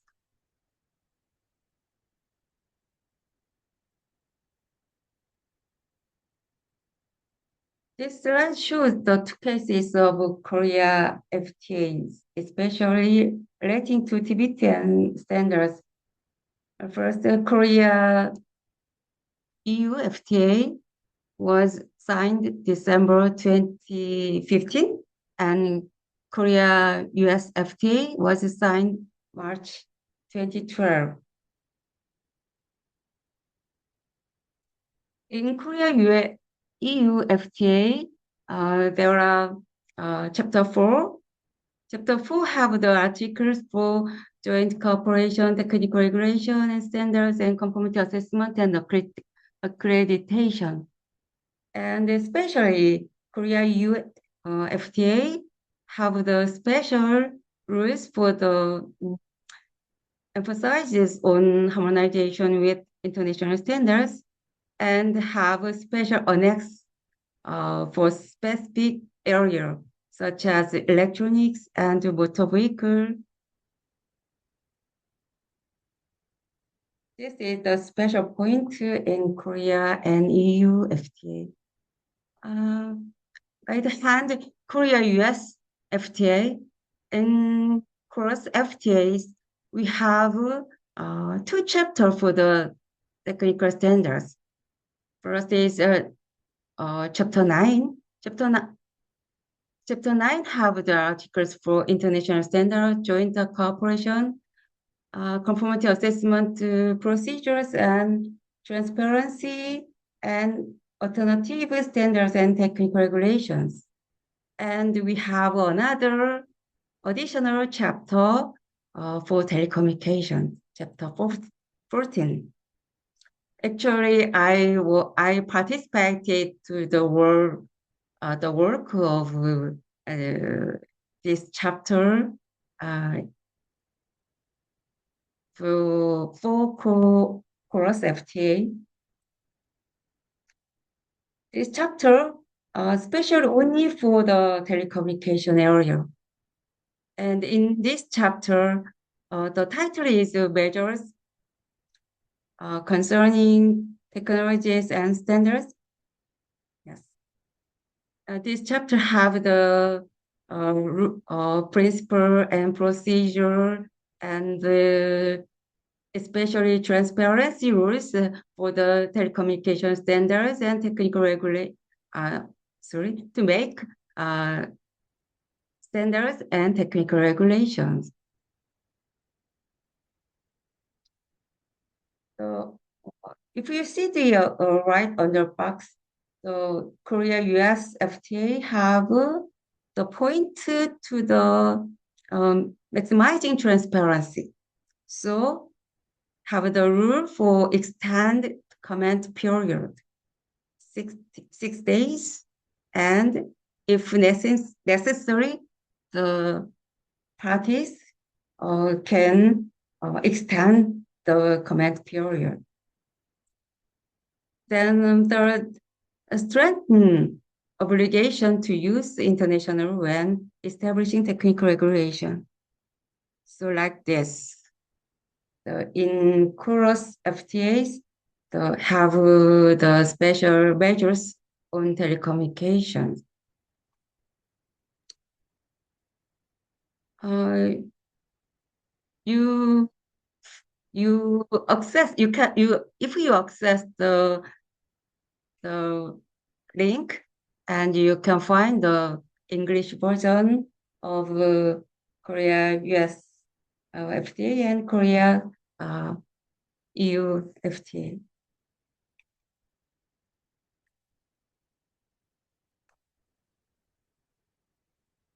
Actually, under a free trial system, standards have the dual effect, efficiency versus cost. Some positive effect and some negative effect. While the focus is often placed on the positive aspects, some negative side effect inevitable necessarily arise as well. Balancing these two considerations is likely to be one of the most difficult points in negotiations.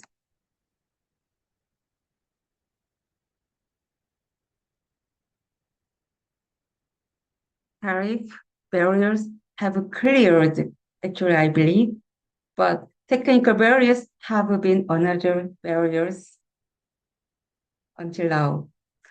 I might think standards are invisible rule for trade.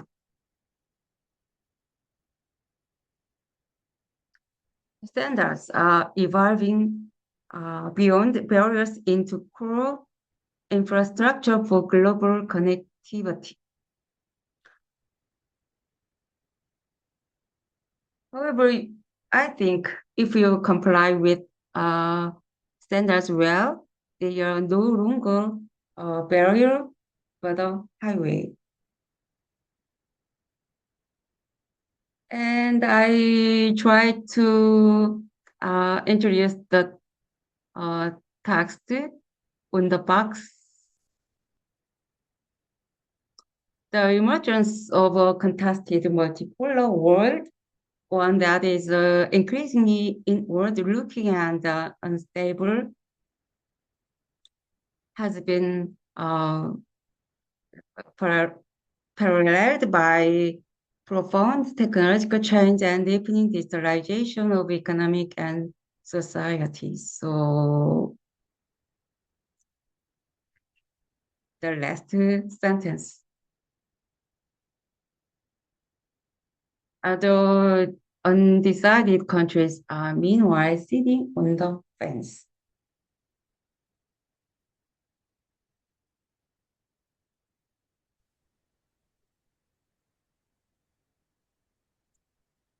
This shows the various standardization from consortia for critical and emerging technology area.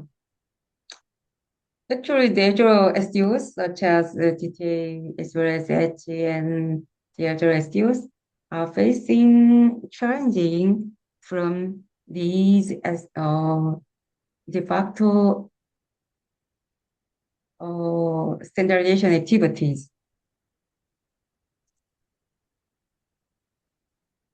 Then I would like to suggest global cooperation for global-wide standards as the solution of maybe is it correct? I don't know about the solution, but anyway, for this session, so I would like to the solution as the global cooperation as the solution.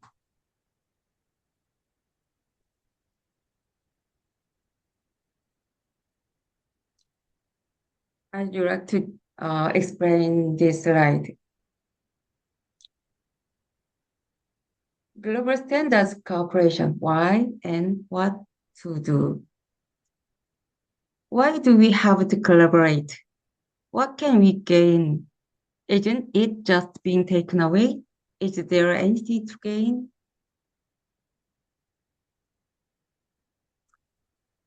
In my personal view, global cooperation is intended to promote national interest while enhancing mutual understanding among participating countries.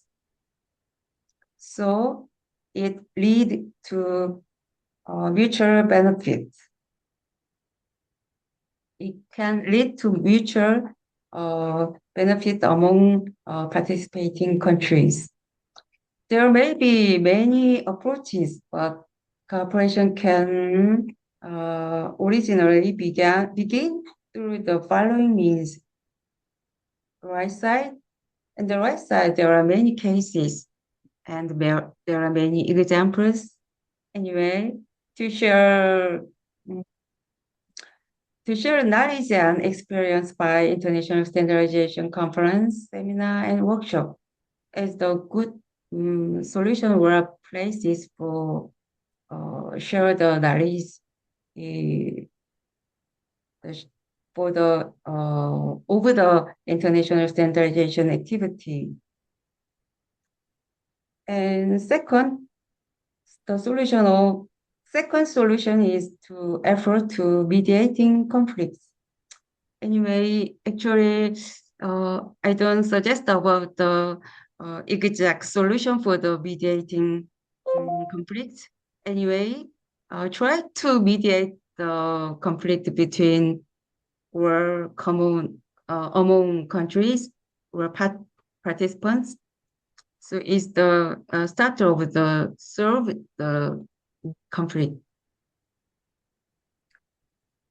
And I believe that today's webinar also provide a valuable opportunity to enhance mutual understanding. I look forward to see many more cooperation programs in the future.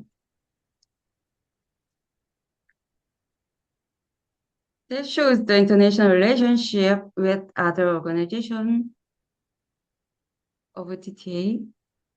TTA has a long-standing relationship with some organizations, especially in the Europe and in the America. It's the IEEE and TTCR for Japan, like these SDOs, we have a long relationship. And recently, TTA have the relationship with Uran Alliance and Kronos Group.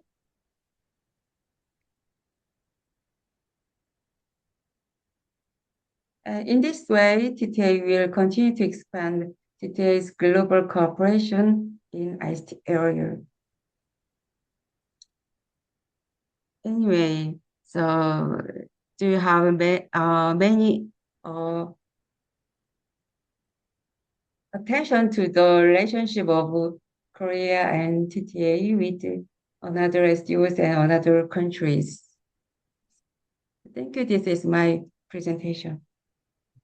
Thank you very much, Bhumi. I think that especially also the last slide made clear that so far we focus on the traditional international standardization bodies, ISO, IEC, ITU, but there's much more, and especially when we enter the ICT area, the picture gets even more complicated. We will maybe address this in the discussion because I do not want to let him wait longer.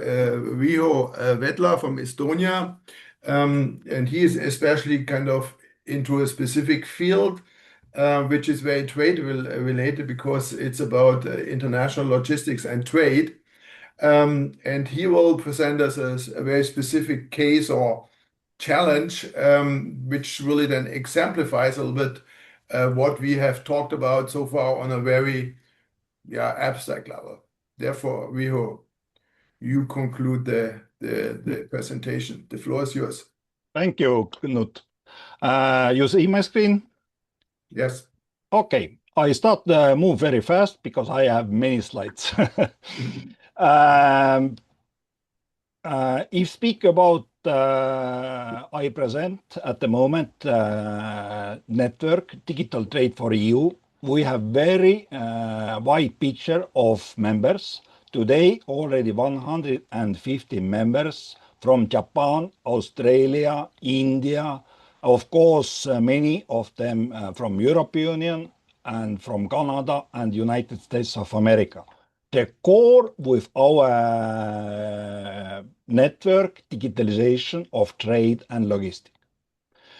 If we speak about digitalization of trade and logistics, why it's so important? You see in this slide many topics what related with this, but to us very important access to capital through trusted digital data. And no more, very simple message. Now, if we jump to the next slide and look to the global picture, then only in worldwide, 20% of world trade flows backed by trade finance operations. 80% of international trade flows based on open account. It's terminology from banking side. It's mean without trade securitization. And usually people know this topic through factoring service, but it's only 5% of this open account and no more. Now, if we jump to the next slide, how we can start with all this digitalization process. As you see in this slide, in the right side, we have 4 main comic side pictures. First, in business, we have many documents, but somehow we must organize all these documents. Also, if you present to customs all these documents, from customs side question, are they authentic documents? And all these documents must be up to date to last version. Same question from bank side, if they cover this company or logistic haulier process through logistic side. In our mind, to build trade indexes registry to make it happen. How this trade indexes registry works, quite simple. We have many different documents, example in Europe Union context, digital product passport, invoices, EFTI in logistic context, carbon footprint adjustment mechanism, permits, and so on. We don't need to share all these documents or electronic documents, only metadata with trust layer. And it's mean that if we share metadata, this electronic documents gives automatic legislation power. And as you see in basic level, we have digital data, and in higher level, trust. It's mean that we can use in this ecosystem different standards. Now, it's quite technical, but it's very important to understand all this ecosystem. In layer 1, we have different economic operators, importers, exporters, whoever in this ecosystem. Next layer, different service providers in with different topics, but all this layer must follow very clear accreditation and certification rules. Also, if we speak in European Union context, this ADAS2 with trust services layer 2 service. Now, if we jump to the higher level, then in this layer 3, we have a trust layer related with electronic documents metadata. Example, in European Union context, we can build this on base European blockchain infrastructure or with similar technology. And of course, in higher level, we can use with control what related with anti-money laundering regulation. We can control gatekeepers. We can use different control mechanisms with all this ecosystem. And also, very important, we don't share with metadata any private information. It means that all this ecosystem compatible with European Union GDPR. And same with global level, with China, with United States, or with other countries, they own local privacy rules. Now, if we have all this technical infrastructure, how we can expand it in European Union level?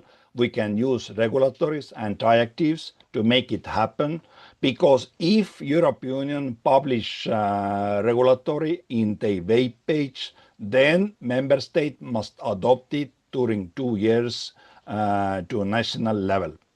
And of course, with non-EU countries, very good use mutual recognition agreement. And same process happened today with digital identity to expand same approach to global level. Now, if you look to the legislation and institutional frameworks in European Union level, we can connect different legislations to connect together. Example, digital product passport, carbon border adjustment mechanism, EFTI with electronic freight transport information. Very important legislation, FIDA, it's at the moment in framework level, but in 2027, European Union plan make regulation. And MIFIR, ADAS2, of course, with digital identity and GDPR. And if we look at the global level, we can see same parallels with United Kingdom ETDA. In Africa, we can, based on EFCFTA protocol. In United States, we speak about UICC Article 7, with UNCITRAL, MLETR, and with Asia, DEPA. And of course, very important, legal identity with lay or lay. Now, if we jump to the first use case, very simple, use same technical solution or approach in logistic context. Example, if driver driving to the border of any country, share data with local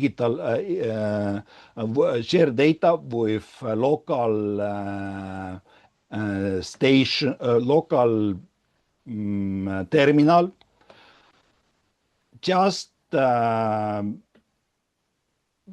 be electronic control of data, and if everything okay, just drive through the gates.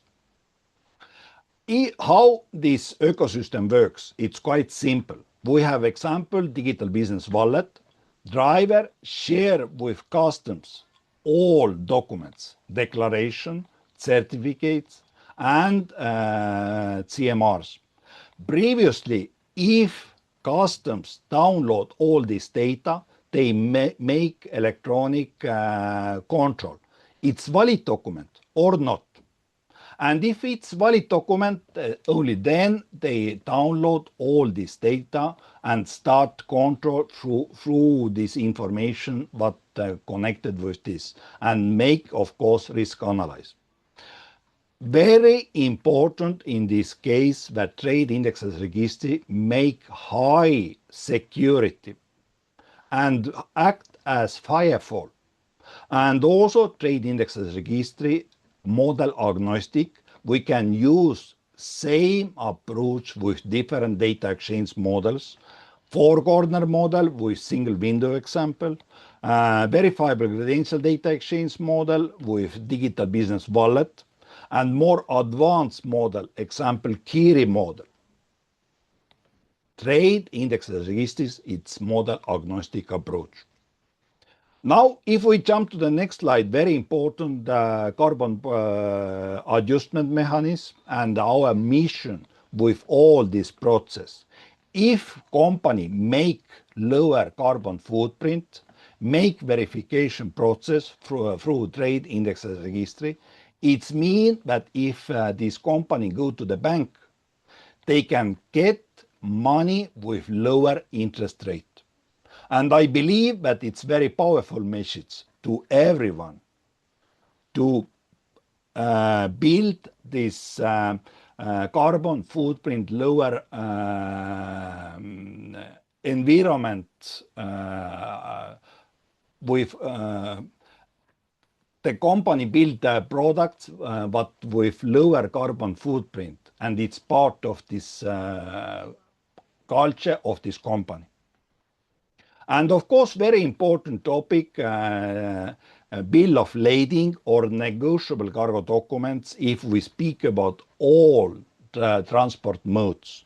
It means that with metadata, we can add also information. This electronic document related with some loan. And then if any company want extra loan, then every site can make control.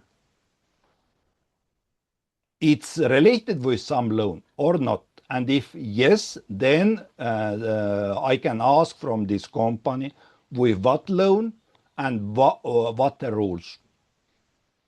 And final slide from my side, we see that all this ecosystem must be EU strategic infrastructure and not project-based, and we see that it must be supported by government. That's all from my side. Very, very fast overview about this topic and our mission with this digital trade and logistic. Thank you very much, Riho, for really also presenting these use cases, which really exemplify the complexity now, also bringing the financial sectors and the banks into these trade relationships, and where also kind of data flows are needed in order to make things happen. Yeah, we are done with the presentations. Unfortunately, Eric had to leave us. What I would like to do, maybe next half an hour, is to go through a few questions. But I'm also open to other questions. Therefore, since we are now among us, please, if you can speak up or put them in the chat. What I want to share is my screen. Oops. And I clustered a little bit the question in 5 blocks. Mutual, because this was also addressed, okay, should we rely on international standards or mutual recognition agreements? Then also, what are the implications for the standardization process, where we see also, despite still the dominance of the OECD countries, some shifts. What about the whole quality infrastructure beyond? Because what Eric also mentioned, it's also about not only kind of implemented the standard, but also really convince or show that's really kind of done, yeah, in a proper way. That means accreditation also beyond. Then also the linkage to the regulatory framework, especially in Europe, we have the harmonized European standards. And then maybe a last block about trade of goods versus digital kind of trade. What are the differences? And these are the 5 general topics. And let's start with the first one. What do you see, or what is your assessment? Is Eric says, okay, the WTA, and then the strong focus and the strong kind of promotion of using international standard, is that still valid, or is that challenged by also the geopolitics? Just raise your hand, or we can also just speak if you have positions on this first question.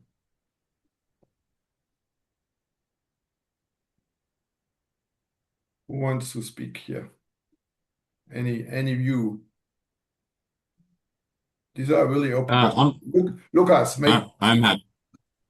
I'm happy to take the first step. So something that we talk about in the report, I didn't get a chance to say, I didn't get a chance to share too much of the evidence here, but I do encourage you to read. Go to our website. There you'll find a few different things. So the report in full is 400 pages. I'm not sure anyone except the editor has read the entire report from cover to cover. So there are 2 other relevant things. The overviews, so those give you kind of the quick takeaways from each chapter. But if you want to spend your time on one chapter in particular, chapter 4 is Standards for a Better Economy, and that includes all of the trade evidence that I talked about. And in there, we have a few paragraphs sort of talking about this, mutual recognition versus harmonization, other types of harmonization, joint development of standards. And I think we make the point there that we want to sort of do the lowest cost interventions first. So in that case, mutual recognition is an extremely powerful tool because it then doesn't go necessarily to the same degree of stringency of aligning regulations. Now, of course, if you already have something like the EU where there's an accepted procedure for harmonization across member countries, that's a different story. But when you're thinking about this nexus of developing and developed countries, I think mutual recognition is very powerful. And I imagine even more so given some of the evidence that was presented by Tom and Solvik, um, where the geopolitical tensions can come more into the picture with the joint development of standards versus the mutual recognition of existing standards. So of course we push for both, but mutual recognition is often a much lower legal barrier than full harmonization. Thank you for this assessment. We have now a question by Christian Heumann.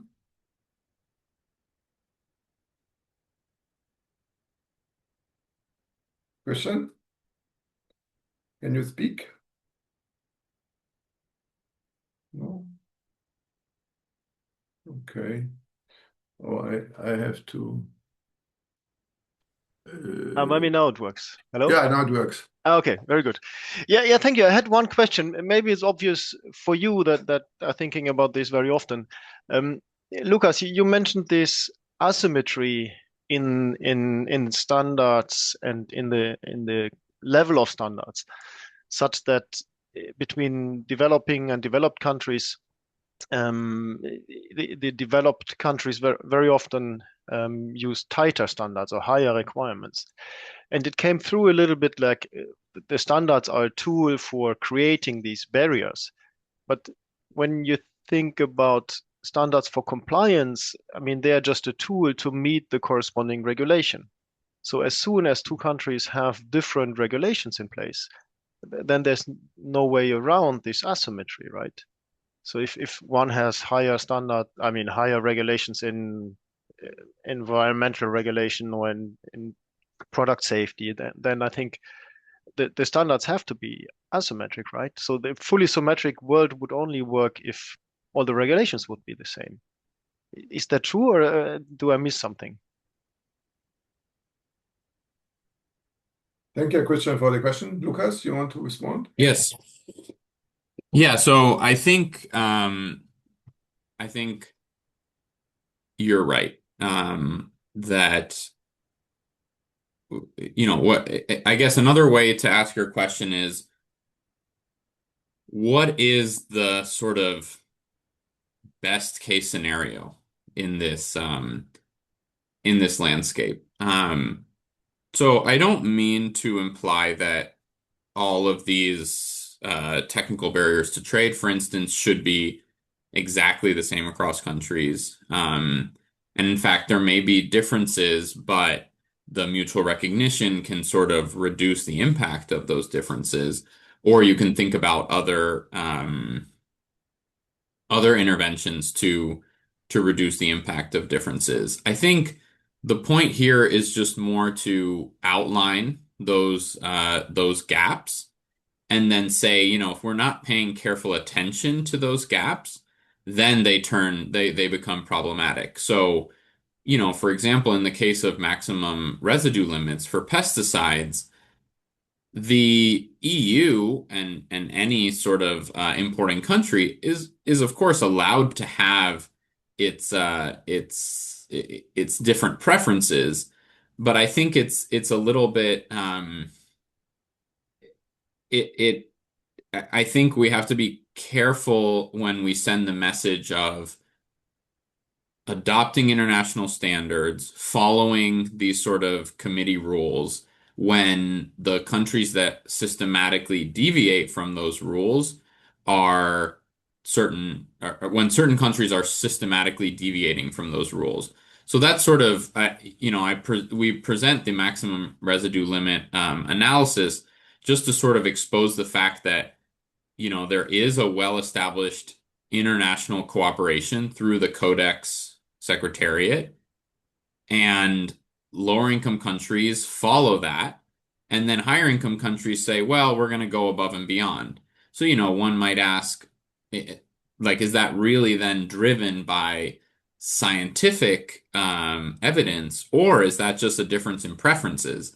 Now, an alternative setup would be to have something like voluntary standards accomplish that role. Now, it's not, I don't mean to comment whether it's better for, the general population of the EU or the USA or any other, higher income country to have stricter standards than the codex standard, but to say, well, if you're putting that in place without mechanisms to sort of help other countries rise to that level, then you are sort of creating this barrier. So it's not to say that these should necessarily be equal, but only to say that to expose that gap and to say, well, if we're not thinking about how to bridge this gap, then it is creating a barrier.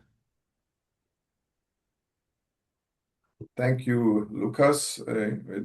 Christian, is your question answered? Yeah, true. I was just wondering, I mean, the alternative would be that in the international committees, the developed country would already there impose their higher standards already on the developing countries. And I think that would also not be appreciated, I guess, right? So it's not an easy problem to solve. I guess that's what you were saying, Certainly. right? Yeah. Yeah. Okay, Yeah, but thanks. certainly. Thanks a lot. Very good. Yeah, this brings me also a little bit to the next topic, this relationship between or the developments of international standards in trade agreements. Is that really reflected in the standardization processes, which are still dominated by, as we have seen, by some few countries? Unfortunately, I don't know who wants to. We have no specific ISO or IC representative here in the panel, but I think also not among the participants. Any views on that? I don't know, Lucas, you worked also closely together with ISO, I understood, in the report. Was that addressed, that maybe standardization processes at ISO IEC level have to consider also the diversity you have shown?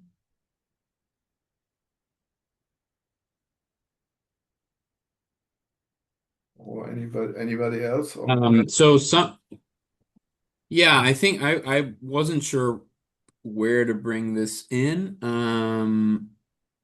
but I think I'll start to say it here because I think it is somewhat related.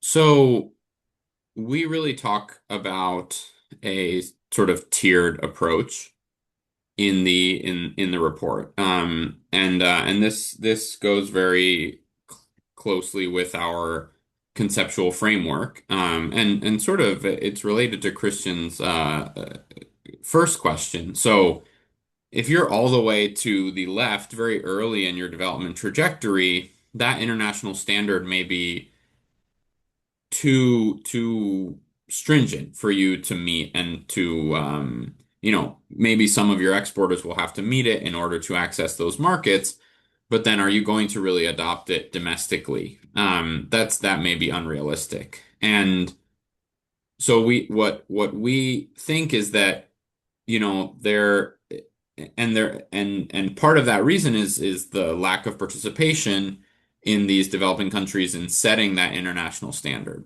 So how do we make it from point A to point B? Well, one thing that we talk about is the sort of graduation of standards, and I think this applies both to sort of the compliance approach, but also to the approach for developing standards. So, for instance, working toward adopting the international standard could begin with sort of regional efforts. So the standardization, as we saw in some of the other presentations, it has elements of a sort of network good, and because of that, it's not necessarily efficient for each country, especially with these small markets in developing countries and lack of resources for standards development. It's not efficient for each country to develop their own standard. And so what we are starting to see is trade agreements among developing countries as a sort of stepping stone for developing those standards. So I'm not exactly, this isn't, I'm not exactly sure how this contributes to the sort of furthering of global standards. But we've seen, for example, with the Africa Continental Free Trade Agreement and other agreements in the East African community, that these have been a stepping stone for countries to pool resources and develop at least a regional standard that says, okay, well now, instead of each of us developing a different standard and then having all these issues with compliance and the resources, well now we pool those resources and we develop, one standard that works for all of us. And this is also a lower barrier than, say, finding, if you think about the sort of political economy of these standards, it's a much lower barrier to find consensus among a group of economically similar countries than, for example, between an East African country and a and Canada or some other country. So I think that's sort of what I wanted to bring in, like these sort of regional or bilateral agreements between developing countries as kind of a stepping stone for the standards development. Okay. Thanks a lot for this elaboration. The other topic which you address also in your report, and also Eric mentioned that okay, you have the standards now, then conformity assessment is needed, and maybe also conformity assessment by accredited bodies, means the quality infrastructure. How is that currently adequately reflected in trade agreements? I mentioned, okay, conformity assessment is mentioned here and there, but is there also maybe a need for the standardization bodies and the processes to consider the next steps or the other elements in the quality infrastructure? Any views on that? I think Rio, you touch a little bit on this. Yeah, we have two questions. First, if we have any standards, not matter what standard, Okay. you can build some information on these standards. But next question, if I share with you, how you trust it? It's trusted data or not? And all this trust must be related with this infrastructure, control its trusted information, and of course, it must be mutual with different countries. And same with standards. If Canada use own standards, okay, European Union own standards. But of course, more standards, more converting tools, and more mistakes. Less standards, more easy control all this information. And of course, it's more standards, it's mean more work to IT companies. Okay. Lucas, on Yeah, I think. Oh, sorry. Yeah, yeah, no, go ahead. I was asking you. Yes, yes. Yeah, I wanted to follow up on that point. So I think one framework for thinking about some of these standards is to say you're taking trade policy that, of course, is applied in some sense at the border, but fundamentally, these standards are about things that happen, procedures that happen within the border, right? Or sometimes we say, behind the border. Um, so quality infrastructure falls under that umbrella, and so I don't see why it shouldn't be included in these trade agreements. And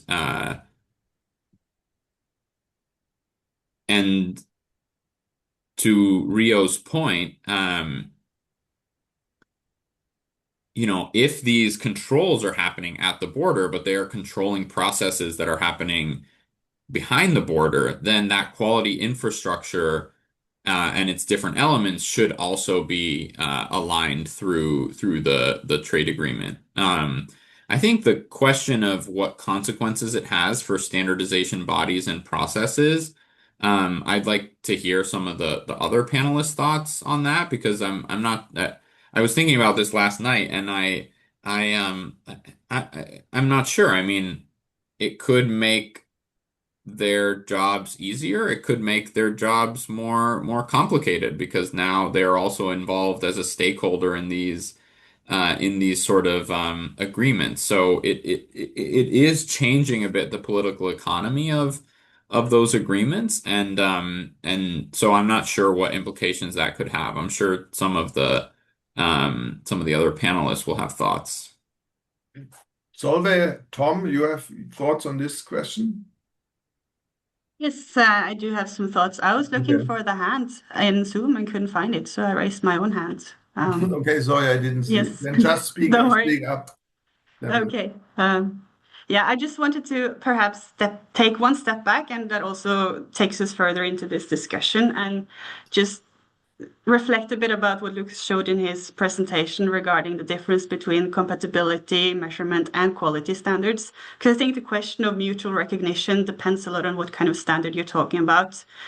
If you have a compatibility standard, then mutual recognition becomes very difficult, perhaps even meaningless, because if you have different sockets and different plugs, you still cannot trade, even though you acknowledge each other's standards. But of course, if we're talking quality standards, there's a difference here. And we might say that, well, maybe we should have a differentiated approach where maybe the stakes or the threshold should be lower for developing countries regarding emissions so that they can participate on their own terms and then come to the same level as other countries. So I think we should have that in mind when we talk about this.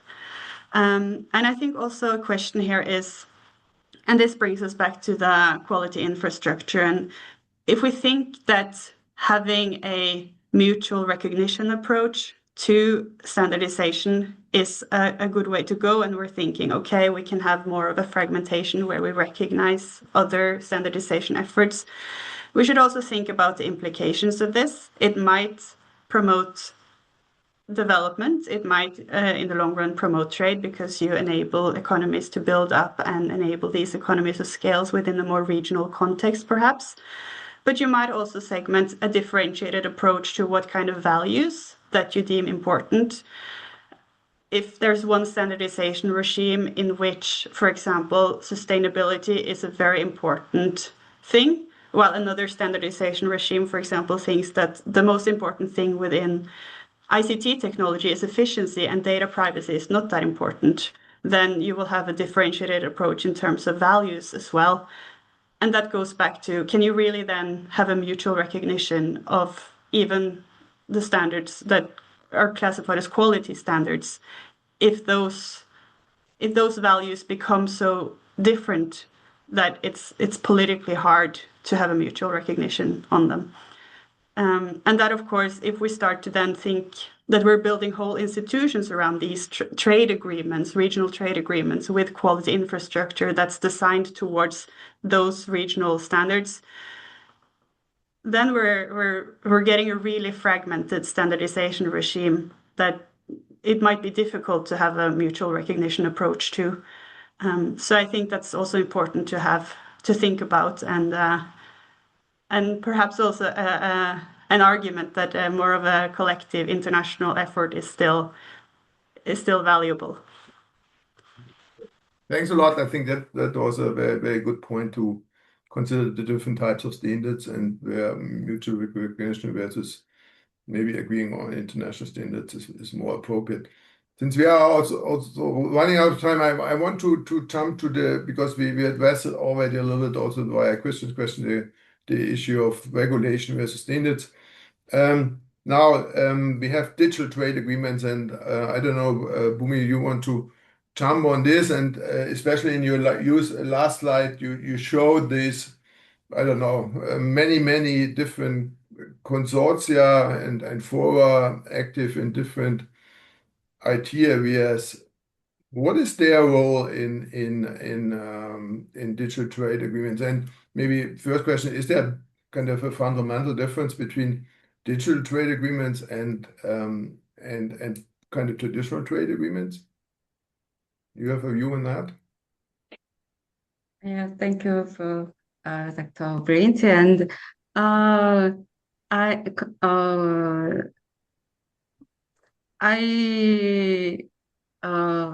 considered about every topics, and I would like to say about topic 5, traditional and digital trade agreements. And actually, is the role of standards fundamentally different in digital trade agreements compared to the traditional goods focused agreements. About this, actually, I am a member of STO, so unlike traditional goods focused agreements, actually, the technology have been developed at a very rapid pace and making it difficult for traditional digital standardization processes to reflect the market needs in a timely manner. So as a result, standards developed by private consortia or forums such as W3C or ITF and the other forums often function as de facto rules governing digital trade and real market, which poses challenges to the governance of traditional STOs. So therefore, in these agreements, I think it's worth considering the mechanism that flexibly recognize and reference not only digital standards, but also credible de facto specifications developed by de facto STOs. Actually, traditional FT bilateral trade agreements, and they only refer to the international standards such as ISO, IC, and ITU. And in these surroundings, and we have to adapt or incorporate the spec from the de facto STOs. So, and I think the bilateral trade agreement is the agreement between two nations or two regions. So, for for considering the situation of each countries or regions, so they need the spec from the de facto standards. Then I think the bilateral trade agreement has the articles for the SDO and the de facto standards as de facto spec. So, and in this context, I believe it's time for SDOs to explore a standardization model that combine the philosophy or principles of digital SDOs with the speed and the agility of the factor sectors. However, balancing the multilateral and bilateral approaches, there appear to be a very difficult and very challenging task. Okay. Thank you. Thank you very much. Very last question there was in the Q&A section. Does standards become geopolitically kind of now because of China? I don't know, Tom, Solveig. I'm happy to touch on this. And I think, it's a really good question. It's actually when I got asked, I did a lecture at the LSE last week, and I had students kind of ask me a similar question because they were sort of like, well, why is it now kind of this popular kind of thing to consider? And I think, I think my answer now will be the same as it was then. Like, yes, currently for certain people, it's become, geopolitical because of, China entering the scene in the way that they have. But I think, if you fundamentally look back at like the history of these organizations, particularly, obviously, I'm referencing more so the larger and more sort of ones with a longer legacy, they are places that have been, dominated by Western and European powers. You could obviously make sorts of, arguments about representation, which I think almost every panelist has kind of touched on in various ways. And so, maybe now there's a particular geopolitical flavor when you consider the role that standards play in kind of the broader technology space, the concerns around dual use technologies, all these things, as well as kind of what now has become, the prominent area of kind of trade friction and contestation as well. So I guess geopolitics has maybe kind of shown up everywhere. But I think, if you look at it with a longer lens, like clearly there's, there's advantages that have probably been conferred onto predominantly European and Western powers for a long time that, standards have played some role in. So I think, standards probably have always had elements of political economy and geopolitics, but the kind of the current wave of technologies that standards are quite critical to the kind of shaping of global innovation and trade of and the fact that so many of those are probably more dual use than they maybe were before has almost brought standards into the geopolitical realm rather than geopolitics entering standards per se. So I think like it's not, I don't think it's, it's not about China because it's China. It's because geopolitics has kind of entered the space of technologies that historically, maybe weren't as heavily geopolitical. But no, I think it's a really important question. I think to not, I think particularly speaking from, my experience working somewhere that was kind of US focused. And so the amount of, research I consume that's like centered on the US and their perception of some of these forums versus other perceptions from other parts of the world, I think it's, it's important to kind of consider these things. And was something, that obviously try to get to in my work. But yeah, I think it's a really important question. Thank you very much for trying to answer this question. That's or answering it at least convincingly to me. I want to conclude. First of all, big thanks to you, to the speakers, to Lucas, Tom, Solveig. Eric is not with us, Bumi and Rio. That was, I think, a very informative webinar, and I think some of the questions also are answers, others are still open. That was great. I have to condense that to a brief paper which will be published then sometime, and then I will share it with you. If you agree, we also then share the slides. That means if you have some modification, please send to me the version you want to be published. You can also maybe delete the one other slide if you wish. Please come back to me regarding that, and we will publish that on the INSTAR homepage. I think this was certainly not the last webinar on this quite complex and dynamic relationship between standards and trade agreements. But I think it was one of the first events I have seen on this topic, and I'm really happy that I got you, despite being quite early in the morning for you, Bumi, quite now getting to Friday evening. Therefore, in this context, I wish you a very nice and relaxing weekend wherever you are, and also maybe like the sunny weather we have now in Berlin after this winter, and I hope to see you soon. Also, thanks for the participation of the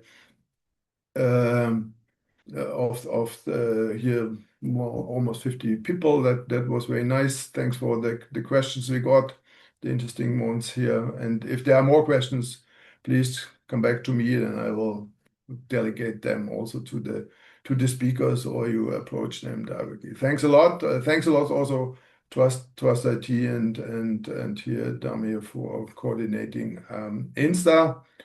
Thanks a lot. Was really great. I learned. I didn't read the whole World Bank report, but significant part. But I even learned more now today with your different presentations. It was great. Thanks a lot. Have a good time. Bye bye.